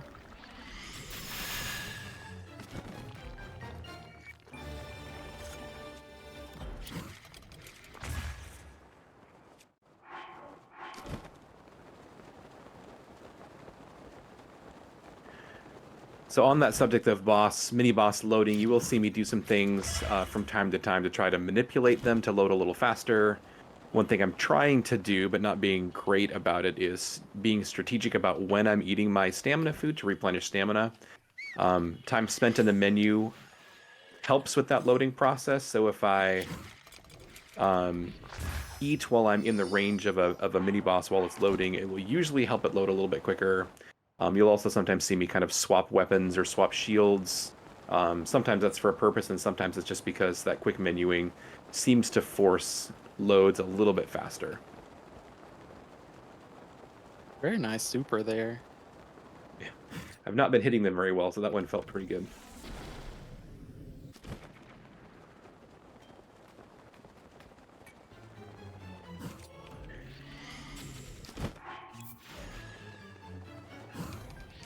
Guess we can talk a little bit about some of the specific kind of differences you'll see with wind bombs here.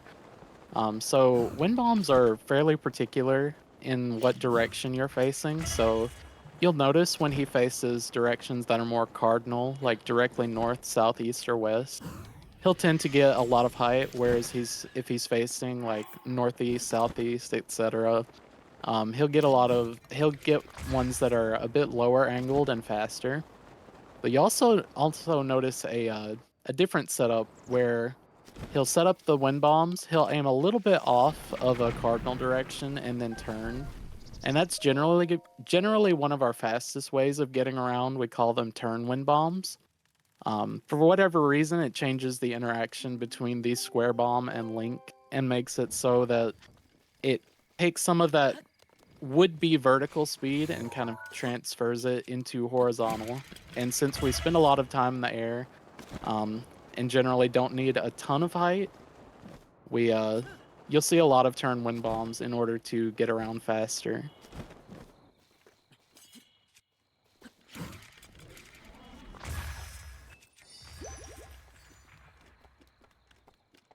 I would say like kind of consistent execution of wind bombs and sort of like maximizing the speed of every single wind bomb is sort of like where the time save in this category comes from.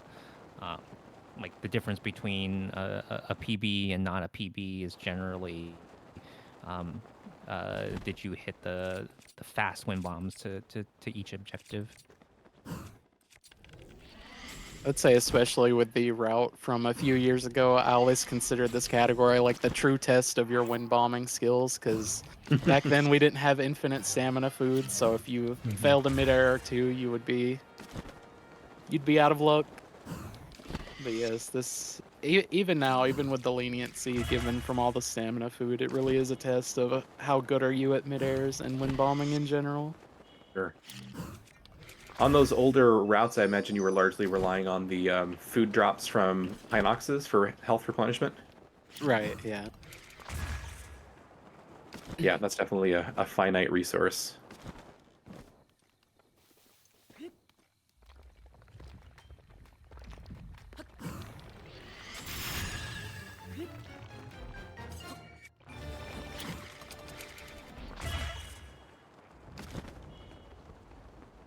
So there's a little bit, it's not super tight, but there's a little bit of a time crunch here. Because we have 4 Stalnoxes that we need to get before it hits, what is it, 4 a.m., I think? And they're spread out pretty wide geographically, so too many mistakes here can be pretty difficult. It's not super easy to manipulate time in this category. You might have seen me pick up Flint earlier, which I think one of the commentators pointed out, but where I made it night at that cook pot, I picked up a couple pieces of wood, one of which I'm going to use to make a campfire later for another time of day set. But if you miss time of day cycle by being too slow or making too many mistakes, it can be challenging to recover from that. Yeah, much of the routing here is time of day influenced. As mentioned, those 10 Stalnoxes that only spawn at night. I guess one of them, which was in Hyrule Castle, is always there regardless of time of day. So, Yes. so 9 Stalnoxes that only spawn at night, and so sitting at a campfire or sitting at a campfire or a cook pot and resting, takes like there's like a 15-20 minute transition, 15-second transition cutscene, and so we want to avoid as many of those as possible. Yeah, I would say overall, once you're through with IST and everything, this category as a whole is fairly lax because you're just flying around for most of it, but the Stalnoxes and trying to fit them within certain time ranges adds a bit of tension.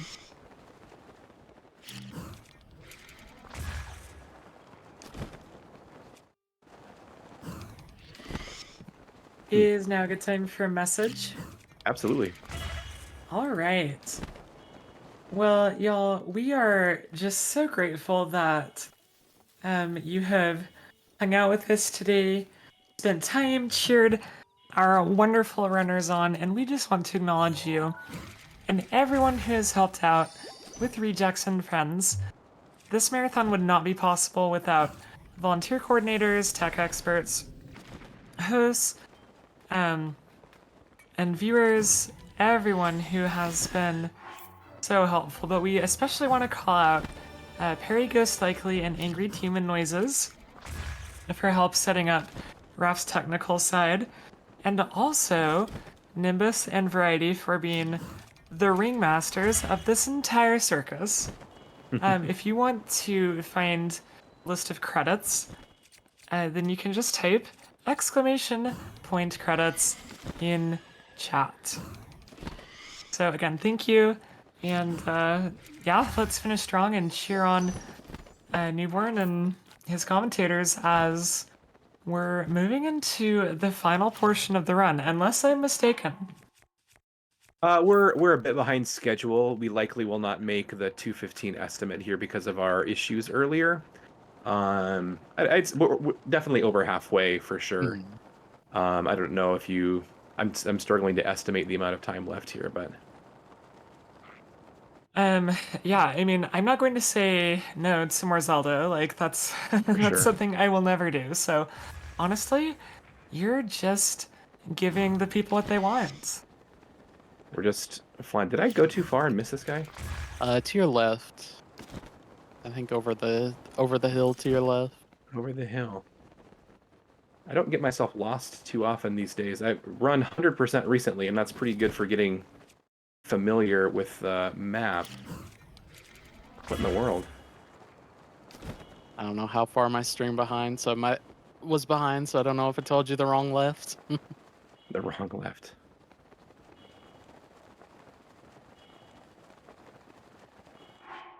Yeah, there is a Stalnox here that I do need to get. Oh, here we go. It's got myself turned around a little bit.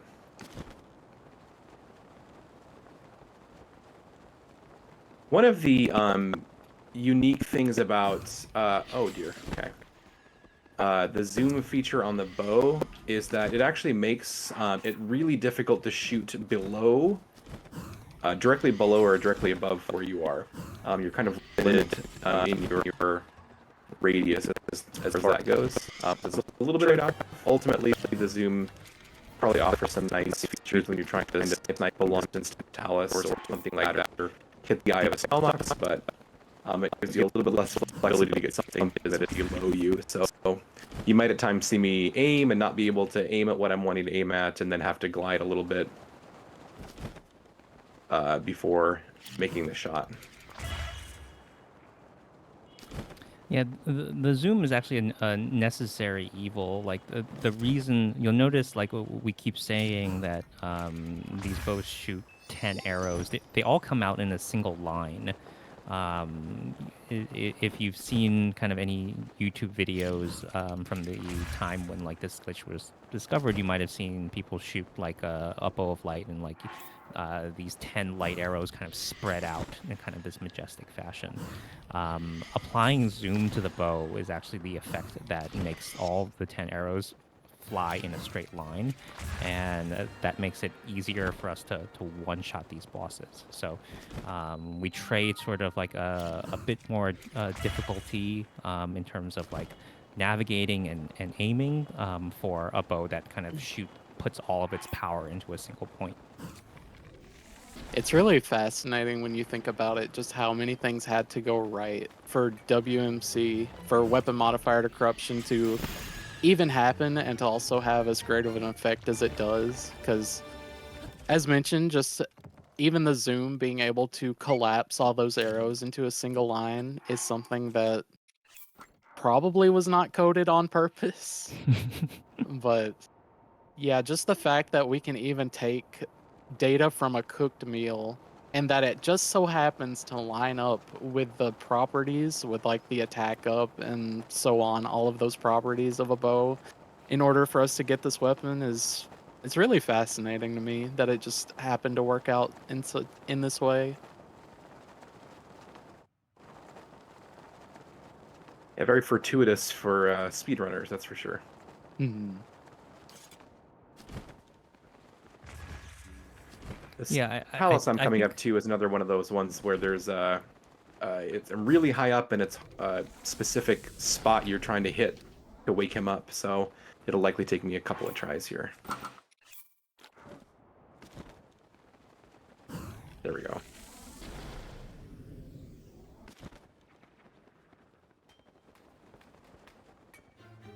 Yeah, my take on all of the glitches and sort of like how well they fit together is I I think a pet peeve is generally when we look at games that have these sort of like game-breaking glitches. People talk about how broken the games are.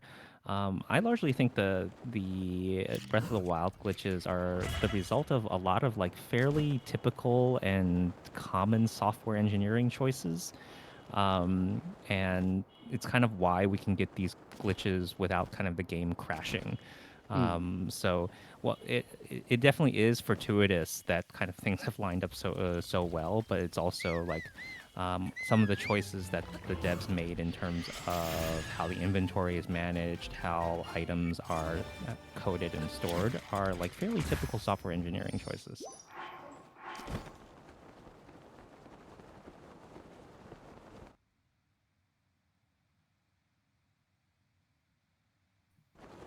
See how a little bit of environmental factors definitely pose a challenge at times. Rain there, I normally would snipe that Talus from high up, just like the other ones we've been doing.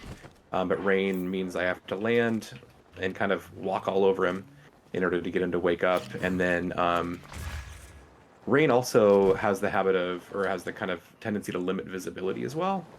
I got a little bit turned around there because my normal visual cues for getting my bearings were not where I expected them to be.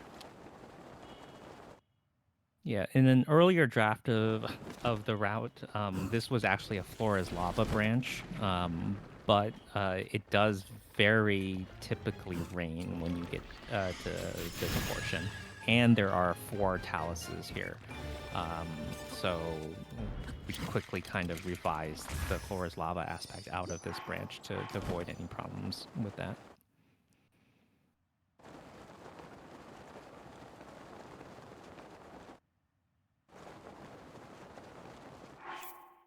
So if you know your Hyrule, you can probably tell that we are headed back to where we started.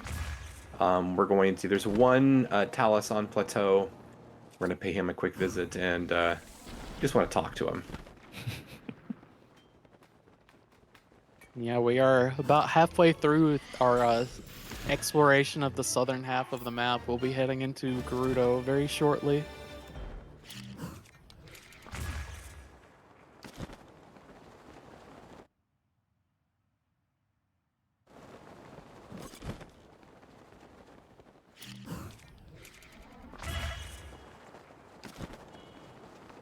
So I guess now, while we've got a little bit of downtime while we're finishing up with this southern branch of the route, or this southern branch, could talk a little bit about some of the older routes that have been done for this category.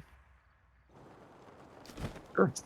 So I'm not as familiar with the earliest routes. It's been almost 7 years since then, so my memory is a little fuzzy on those, but I remember them being very basic. You would use a lot of the times you would just grab weapons off of Hinoxes and try to use those, at least as far as I remember. But those were also not really the best solution. I'm sure they had to pick up other things because the game does have a weapon scaling system, and at some point you will get things like Royal Claymores, which can deal a good bit of damage to multiple bosses, but I'm sure there's several other weapons they had to pick up because it takes a while to get things like Royal Claymores to start spawning. But where I picked up the route, somebody had asked me about trying to reroute it in, I want to say it was, I don't remember exactly when it was. Maybe it was October 2021? I don't remember exactly when it was. But somebody had asked me to make a new route for it because it had not been touched in a few years.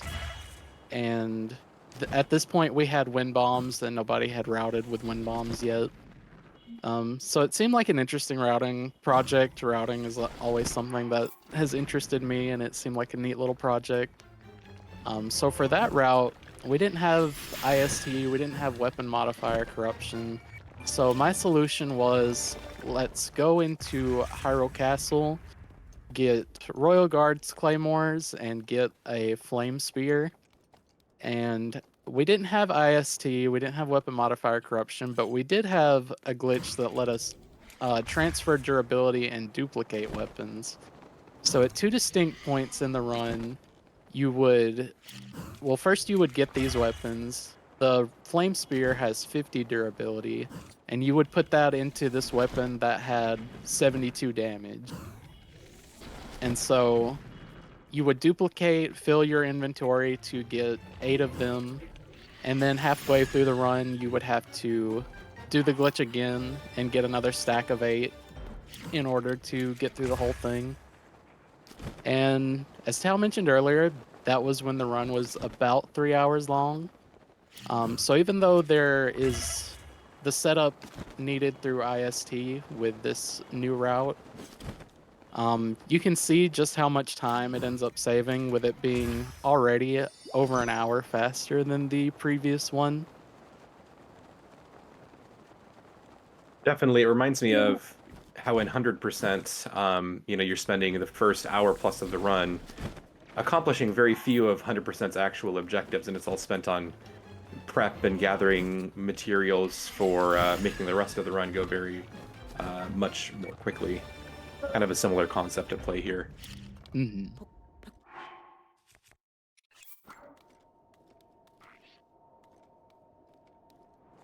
So we're about to Right. head into our section where we get our formal dugas. They're kind of scattered across the desert basin here.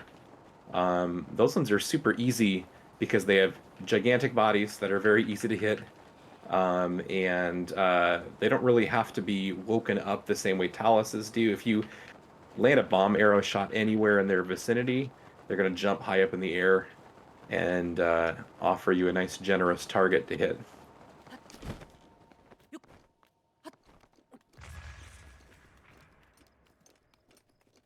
Yeah, kind of early on in the discovery of IST, there was the weapon modifier stuff was found like pretty shortly afterwards, but kind of the initial setups that the glitch hunting community came up with were so bulky and time consuming that I think I definitely did, and parts of the community definitely just kind of wrote that off as like, okay, those are glitches for casual players. Like, if you want kind of like a fancy bow of light in your 100% file, that's something that like a casual player would look up on a YouTube video and do on their file. Like, there was no way that the setup could possibly be incorporated into speedrunning. And then slowly but surely, kind of, the glitch hunters found faster and faster ways to implement it, and all Kilton Metals was kind of like a good candidate for the first category to really make use of it, because uh, so much time was already spent kind of duping the weapons and collecting the weapons that you needed. What's wrong with a 15-minute setup to get like a super overpowered bow? Um, and but After all Kilton Metals, kind of like a setup kind of was found for a hundo that was viable too. So that's another category that uses it now. And especially now with this setup with the Master Sword, I think it'll be interesting to see if it ends up being faster and making its way into other categories, such as possibly all main quests. I think it would be interesting to be able to have it for the Blight fights in Ganon. And also, all shrines usually has to take a detour through Castle at the end of the run just to pick up weapons in order to fight the Blights in Ganon. Mm-hmm. So it's possible that it could be fast enough getting this bow to be able to do those fights faster, or at least as fast as it would take you to pick up all those weapons in Castle. So yeah, there's been some huge improvements on how long it takes to get a weapon that's this strong.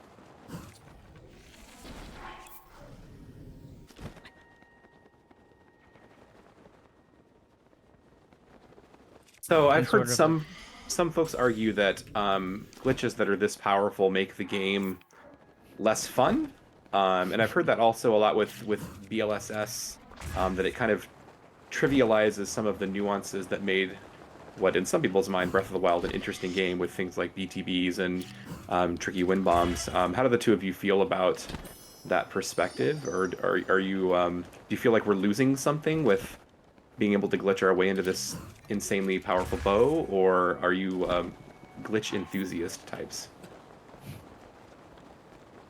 I'm definitely lean more towards the like every every improvement in the the speed run from a time perspective is welcome. Like anything that Hmm. improves consistency and everything like that. Like I'm not very nostalgic for BTBs, bullet time bounces. I know that might not be a popular opinion in the community. I think they were a lot of people look on them very fondly now and think BLSS is sort of like a too much of an easy mode. Um, but yeah, but for like a category like all Kilton medals, like this category wouldn't be relevant without WMC. It sort of kind of languished on the category extension board for a long time without too much interest. Um, until this glitch was discovered and made both the run length a little more manageable for people, as well as also doing something pretty unique. And doing something that is obviously not part of the intended game design. So, a lot of times, breaking the game is fun. I would say, especially for me, regarding like the movement glitches, um, I've been here since the game release, so I got to be there at the beginning when people were riding horses to Hyrule Castle, when everybody was like failing a stasis launch and having to wait 10 seconds for the meter to refill, and like have to find another tree to chop down, stasis it, and then use it to zoom across at like half the speed that wind bombs can do. For me, I'd say especially the movement glitches have like constantly like reignited my interest in this game because I've always seen this game as like something that was like, wow, this world is huge. It's almost intimidating in a way. Like if you're using basic movement, how long it can take to get from one location to another. Hmm. So like as things got found, I always had this feeling of like we're conquering the terrain. As in like I have all these memories of like having to run everywhere because I had to like ditch my horse to like glide down 2 feet or something. I just have all these memories of like how cool would it be to like fly over this terrain or be able to do things in like more expressive and like free do more expressive and free kind of movement. So like every time a major glitch was found, we had stasis launches, then super launches were found, which were really cool because stasis launches were pretty limited, but then we were able to go 50% faster with them. So it's like, okay, now we're able to get halfway across Hyrule Field from Plateau, so that's really cool. And then wind bombs get found and BTBs get found, which were BTBs got found first, which was like really eye-opening. Like, wow, we're just able to go this max speed flying through the air really high up. Then we get wind bombs that are like a lesser version, but we're able to set them up anywhere. And then we get BLSS, which is able to go as fast as BTB, but has its own limitation of not being able to go way up in the air. There's a lot of Right. like expressive movement. And so that's something I really appreciate about movement glitches in this game is like it's been this constantly evolving, like we're able to traverse the terrain so much better than we could at the start, and that's something I've always loved about this game. Yeah, I agree.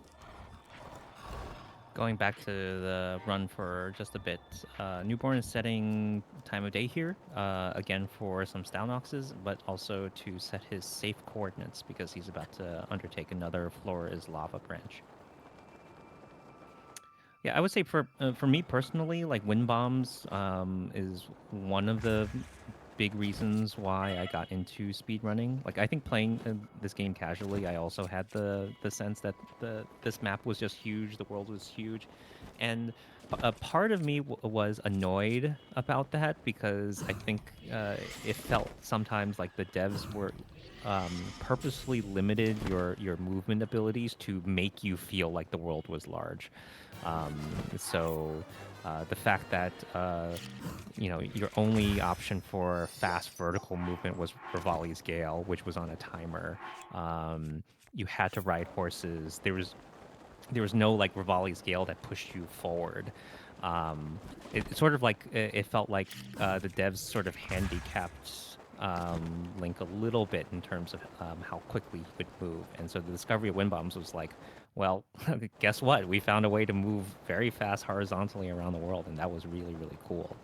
Um, Largely, the devs fixed that in Tears of the Kingdom and gave like the player a lot of sort of intended ways to move quickly vertically and horizontally, but none of them have sort of like the word used when was expressive.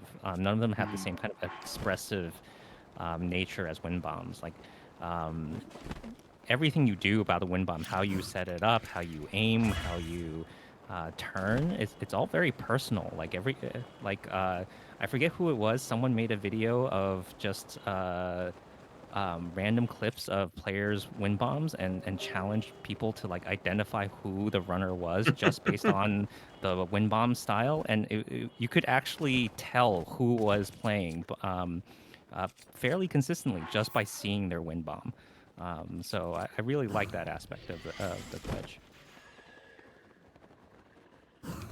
Kind of an element of artistry to it, almost. And that's one reason I've always liked this game is it's not a platformer, but there are definitely platforming elements even within our glitches like wind bombing.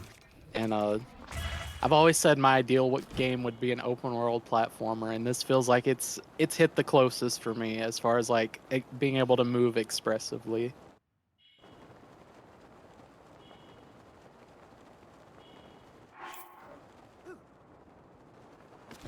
And these Hinoxes here are also really slow to load. There he is.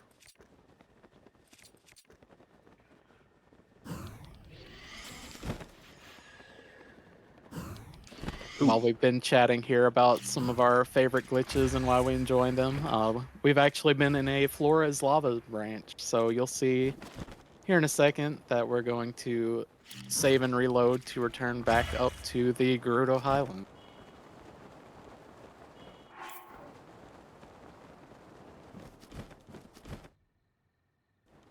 We actually are closing in on the last kind of segment of the run, the sweep up through the northern edge of the map. Oops, not gonna save first. The sweep up through the northern edge of the map is sort of the finale here, and also I would say probably the most challenging portion of the run, movement wise. Once you're through IST and the boss rush, it's this last part where the weather in Hebrew can be so bad, and Eldin is so laggy with lava and stuff like that that you really can't sleep on this last part. It's tricky.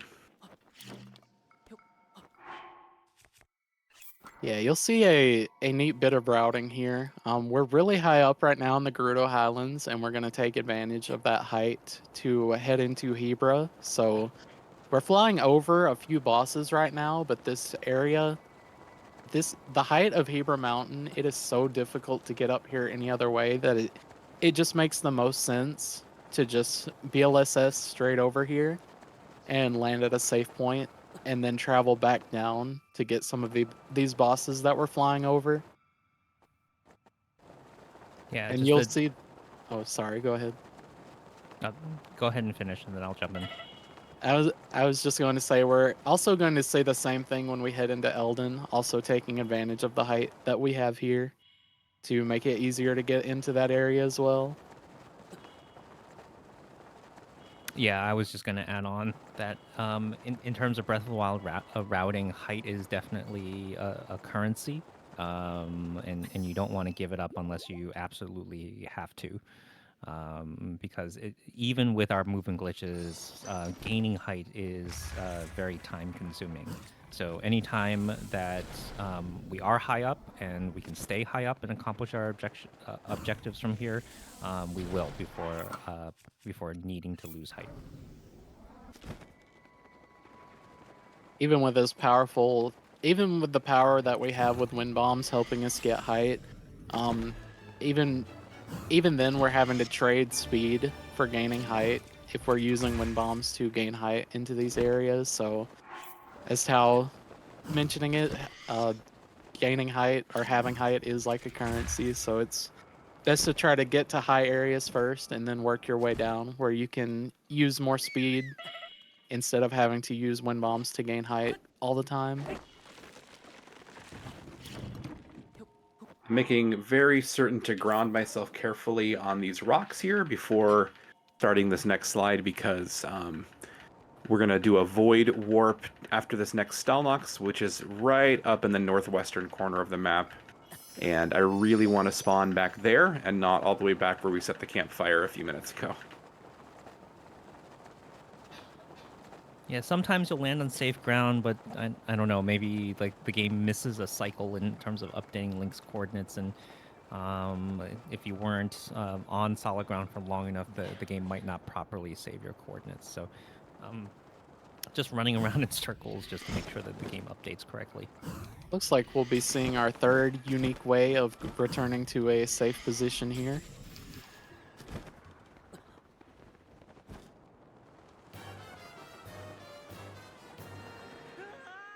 Dropping into the bottomless void, and poof. Here we are back up at Selmy's spot.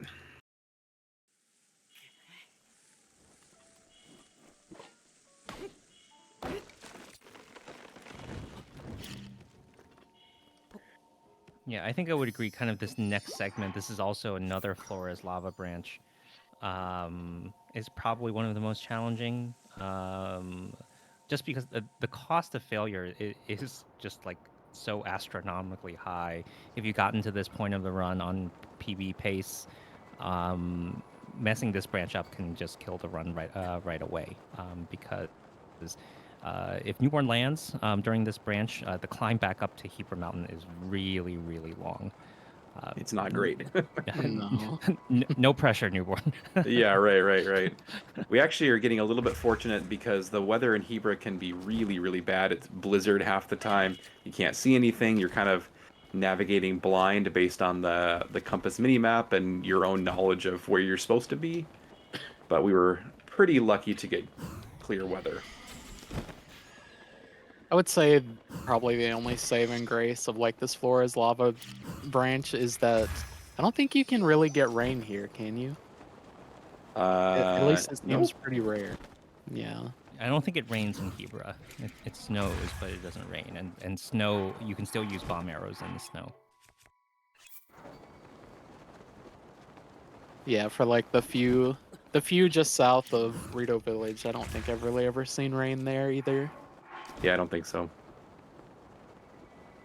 Hebra weather is so notorious that the community has an emote called Feels Hebra Man, which is just a gray square. Yeah, so we're getting a real treat here by being able to see it without it being a complete blizzard.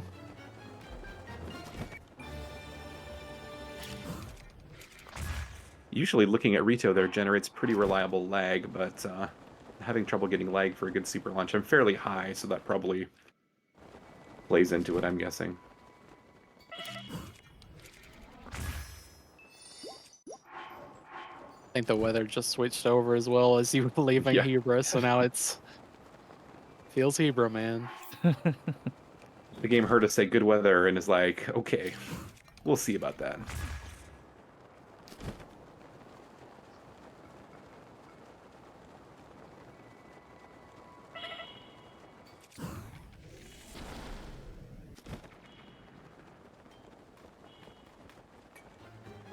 In addition to like snow and rain, wind in some areas can play a pretty significant factor. There is a pretty windy section of the map right along here that I'm trying to avoid. If you get too far left over the canyon here, wind can be as you can imagine, it messes with the alignment of bombs in midair and makes midair wind bombs awfully difficult.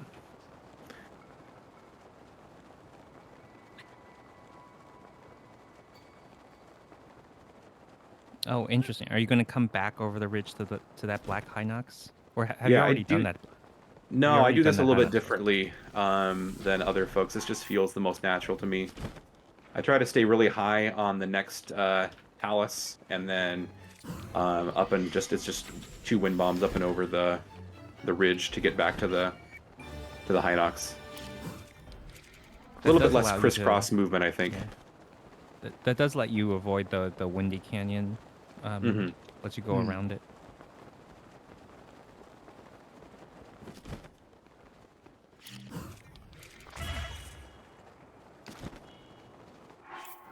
But this talus can sometimes be a bit of a nemesis. Oh, Automod did not like my white large square emoji.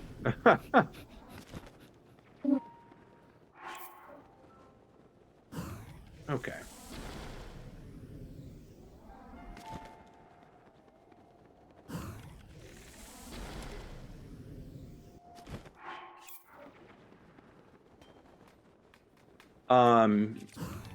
You saw perhaps the notification that I just got that my Phrenic bow is badly damaged. Ooh, that's not good. There's no worries there because I have a second. I actually must have been pretty efficient with my bomb arrow shots because usually it has broken by this point, so we'll call that a win. Means we get to see a little light show soon. Yeah.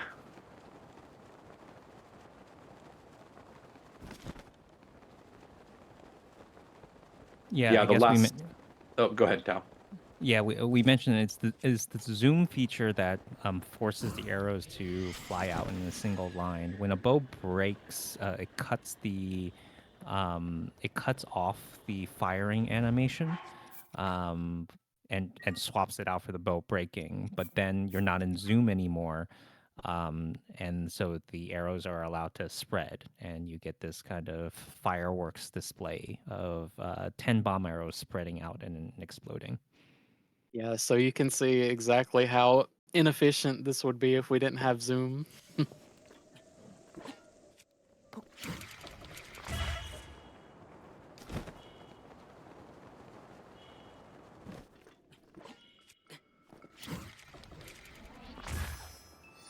right, so this is our last Hebra mini boss, and after this, oh, here's the true feels Hebra man, I suppose. It's can't Here see we a are. thing. Okay. No. And then we'll be heading off into Eldon, where I need to not let my both of my shields burn. Oops. Which I did recently. It's not a disaster, but it's not great either. Lacking a shield means I can't BLSS, and there's one final BLSS that saves a decent amount of time. I guess something neat that I could point out at this point is you've noticed as we've gotten further into the run, that every time the newborn goes to eat stamina food, you notice we have over a page of them now. That's similar. That's because of the saving and reloading, because the stamina food is in the broken slots that we have from earlier in the run. And so it's duplicating 8 of the foods every time that he saves and reloads. So that's similar to the old method, the older route, or I guess the prior route for all kill to metals. That's how we would duplicate food in order to start the WMC process. The lights go out here for a quick moment. So we do need to double back to the Dark Forest at Typhlo Ruins, but we want to ground ourselves here close to Eldon at a high location. Like we were saying earlier, height is kind of at a premium. And so we're going to ground ourselves, and then we're going to backtrack and get the Hinox that's at the center of the Dark Forest. And one more save warp will bring us back to that kind of rocky spike again.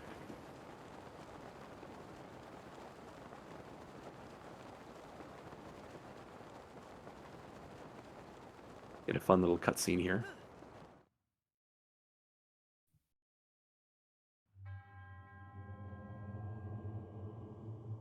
Here, obviously, you can see absolutely nothing, so I've got to look for the orb that hangs out on the Hinox's chest.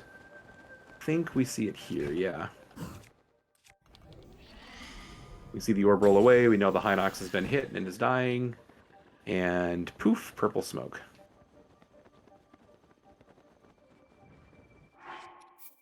There are trees and stuff down there that can sometimes block the view of the orb, which is really the only visual cue that you have to go on for where to shoot.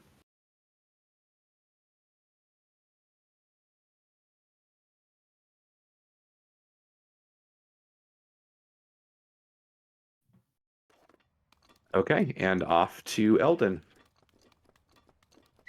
At this point, we have essentially 2 branches left in the run. So after this next boss, Newborn is going to pick up some ice arrows, and then we'll be starting one final Flora's Lava branch before we go on to our final branch of the run. The purpose of the ice arrows is that the only bosses in Elden are these Igneotaluses. Bomb arrows don't work in Elden.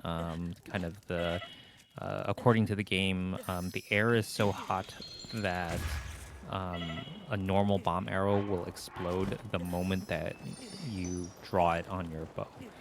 So you can't shoot a bomb arrow in Elden. But the Igneotaluses will wake up if you hit them with an ice arrow. So this location here, the abandoned North Mine, this is usually where you rescue Yonobo in a casual playthrough, has a chest with 10 ice arrows, and that's more than enough to wake up the Igneotaluses that are here in Elden. So we're going to quickly swap bomb arrows for ice arrows for waking up taluses. The Bow of Light will continue to be the weapon of choice otherwise. You probably noticed now that we've entered the Elden region, we're making full use of those fairies that we corrupted and got 999 of, because Link is currently on fire. Yeah, we're really not very kind to Link in this run or in any Breath of the Wild run. We put him through a lot of physical trauma. I think the next shot from that Phrenic Bow should be the last. Probably will. So we're not going to get the bomb arrows light show, unfortunately. There we go. Let's equip our other one.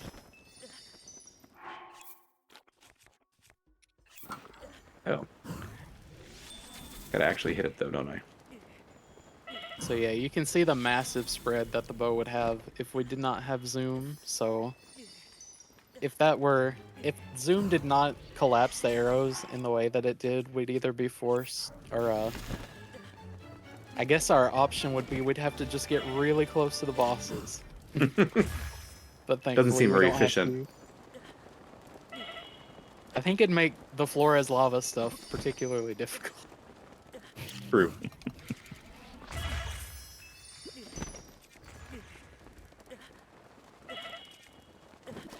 This Flora's Lava branch is actually particularly tricky because of the boss. This boss here, it's kind of tucked inside a canyon, so it's hard to get an angle on it to both wake it up and shoot it, and then Newborn has to wind bomb kind of out and around this canyon because he's going to make a quick trip into Kala for one boss to end the branch.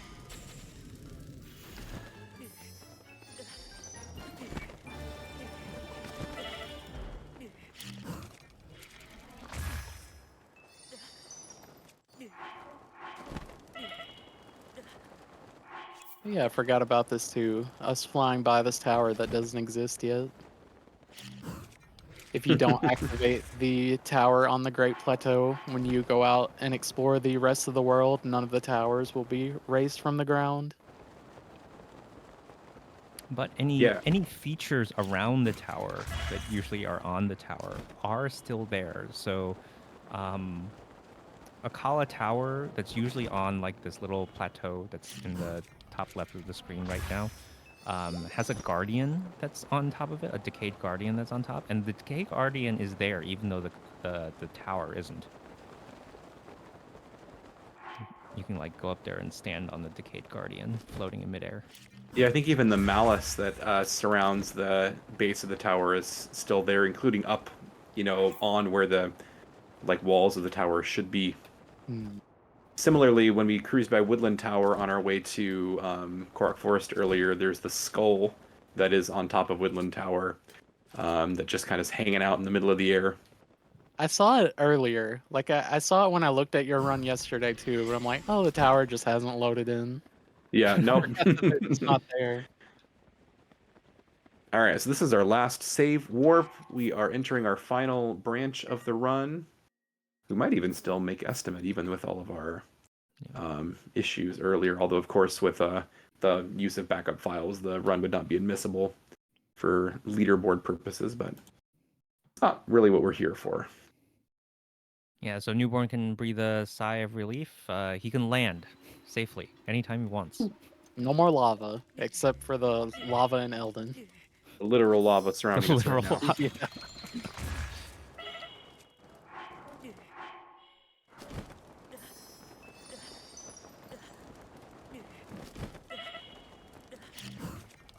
Last Igneo Talus here, and actually last Talus of any kind.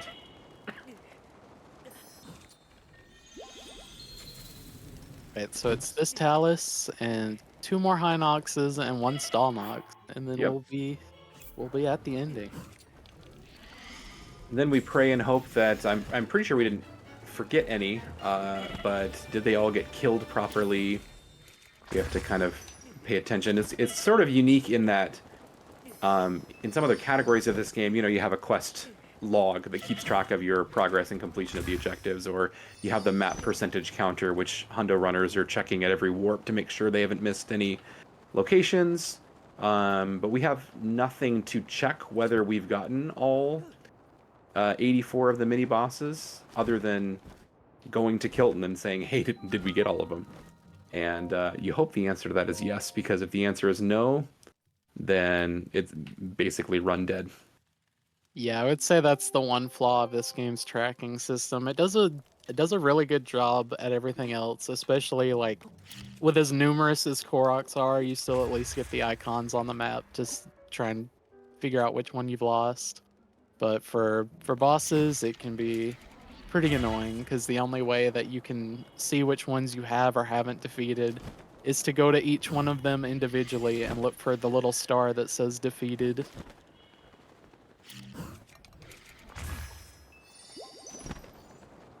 Yeah, it's the bane of many especially beginning Hundo runner who gets to the end and realizes that they've forgotten a Hinox or a Talus, and then has to either scrub a VOD or manually visit a bunch of them until they figure out which one. Not that I would have any personal experience in that whatsoever. So Now we see. it's almost a rite of passage for Hundo runners.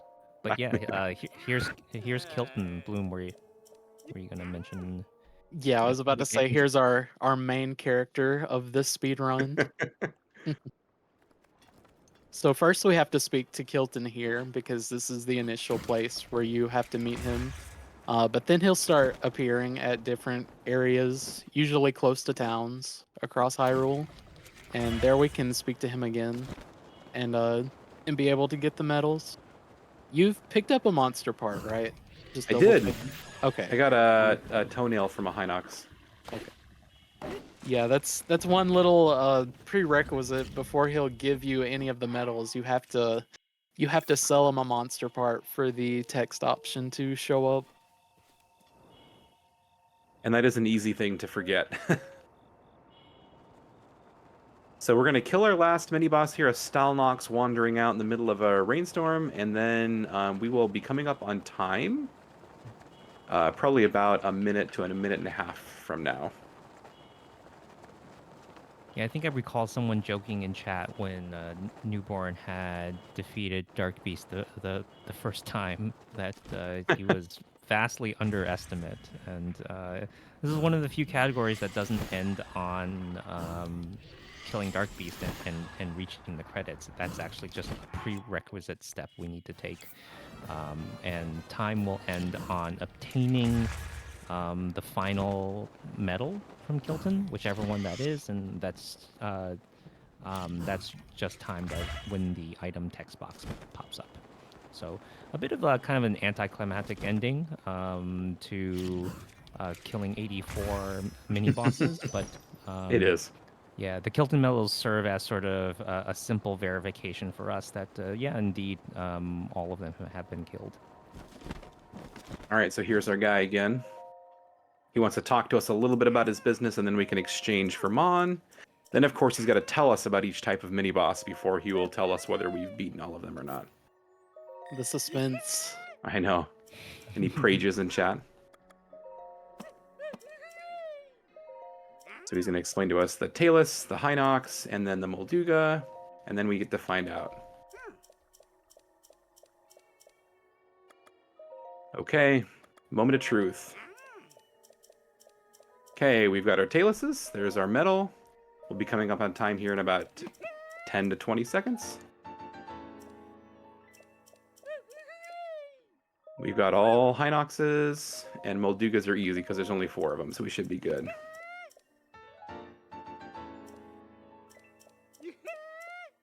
All right, time coming up in 3, 2, 1. All right, and there you have it. That is all Kilton medals. Well We'll pose done. here with Kilton. Thank you very much. I'm gonna got to give a couple of quick shout outs. First of all, a huge thanks to Tao and Bloom for commentating. They are 2 of the most knowledgeable people on the planet about this game and how it works, and specifically about this category. And then also just big shout outs to the whole Breath of the Wild community. And it's not you couldn't find a better speedrun community anywhere, I don't think. So appreciate them and appreciate my family. And thanks everybody for viewing, supporting, donating. It's a wonderful event. And to Variety and Happy and all the other behind the scenes runners, we appreciate you so much. All right. Well, where can we find the 3 of you if we would like to see more amazing speedruns? You can find me at twitch.tv/NewbornAndSalted. I'm there. I don't stream a ton, but occasionally, and so you can come check me out and find me there. How about you other 2? I'll just get the plug to the Breath of the Wild speedrunning Discord. It's not as active recently because another Zelda game recently came out. But a bunch of us are still there. There's still people working on 100% in different categories. And yeah, if you've ever wondered about how to speedrun this game and how to get started, we've compiled a lot of great resources over the years, so feel free to check out our Discord.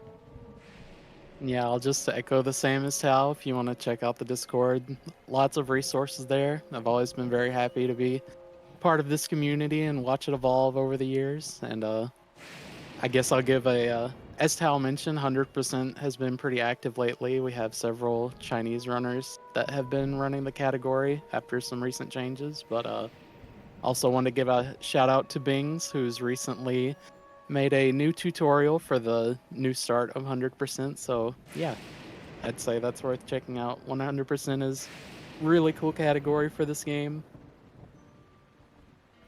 Yeah, especially if you're interested in obtaining your own Omega Bow of Light in the way that speedrunners do.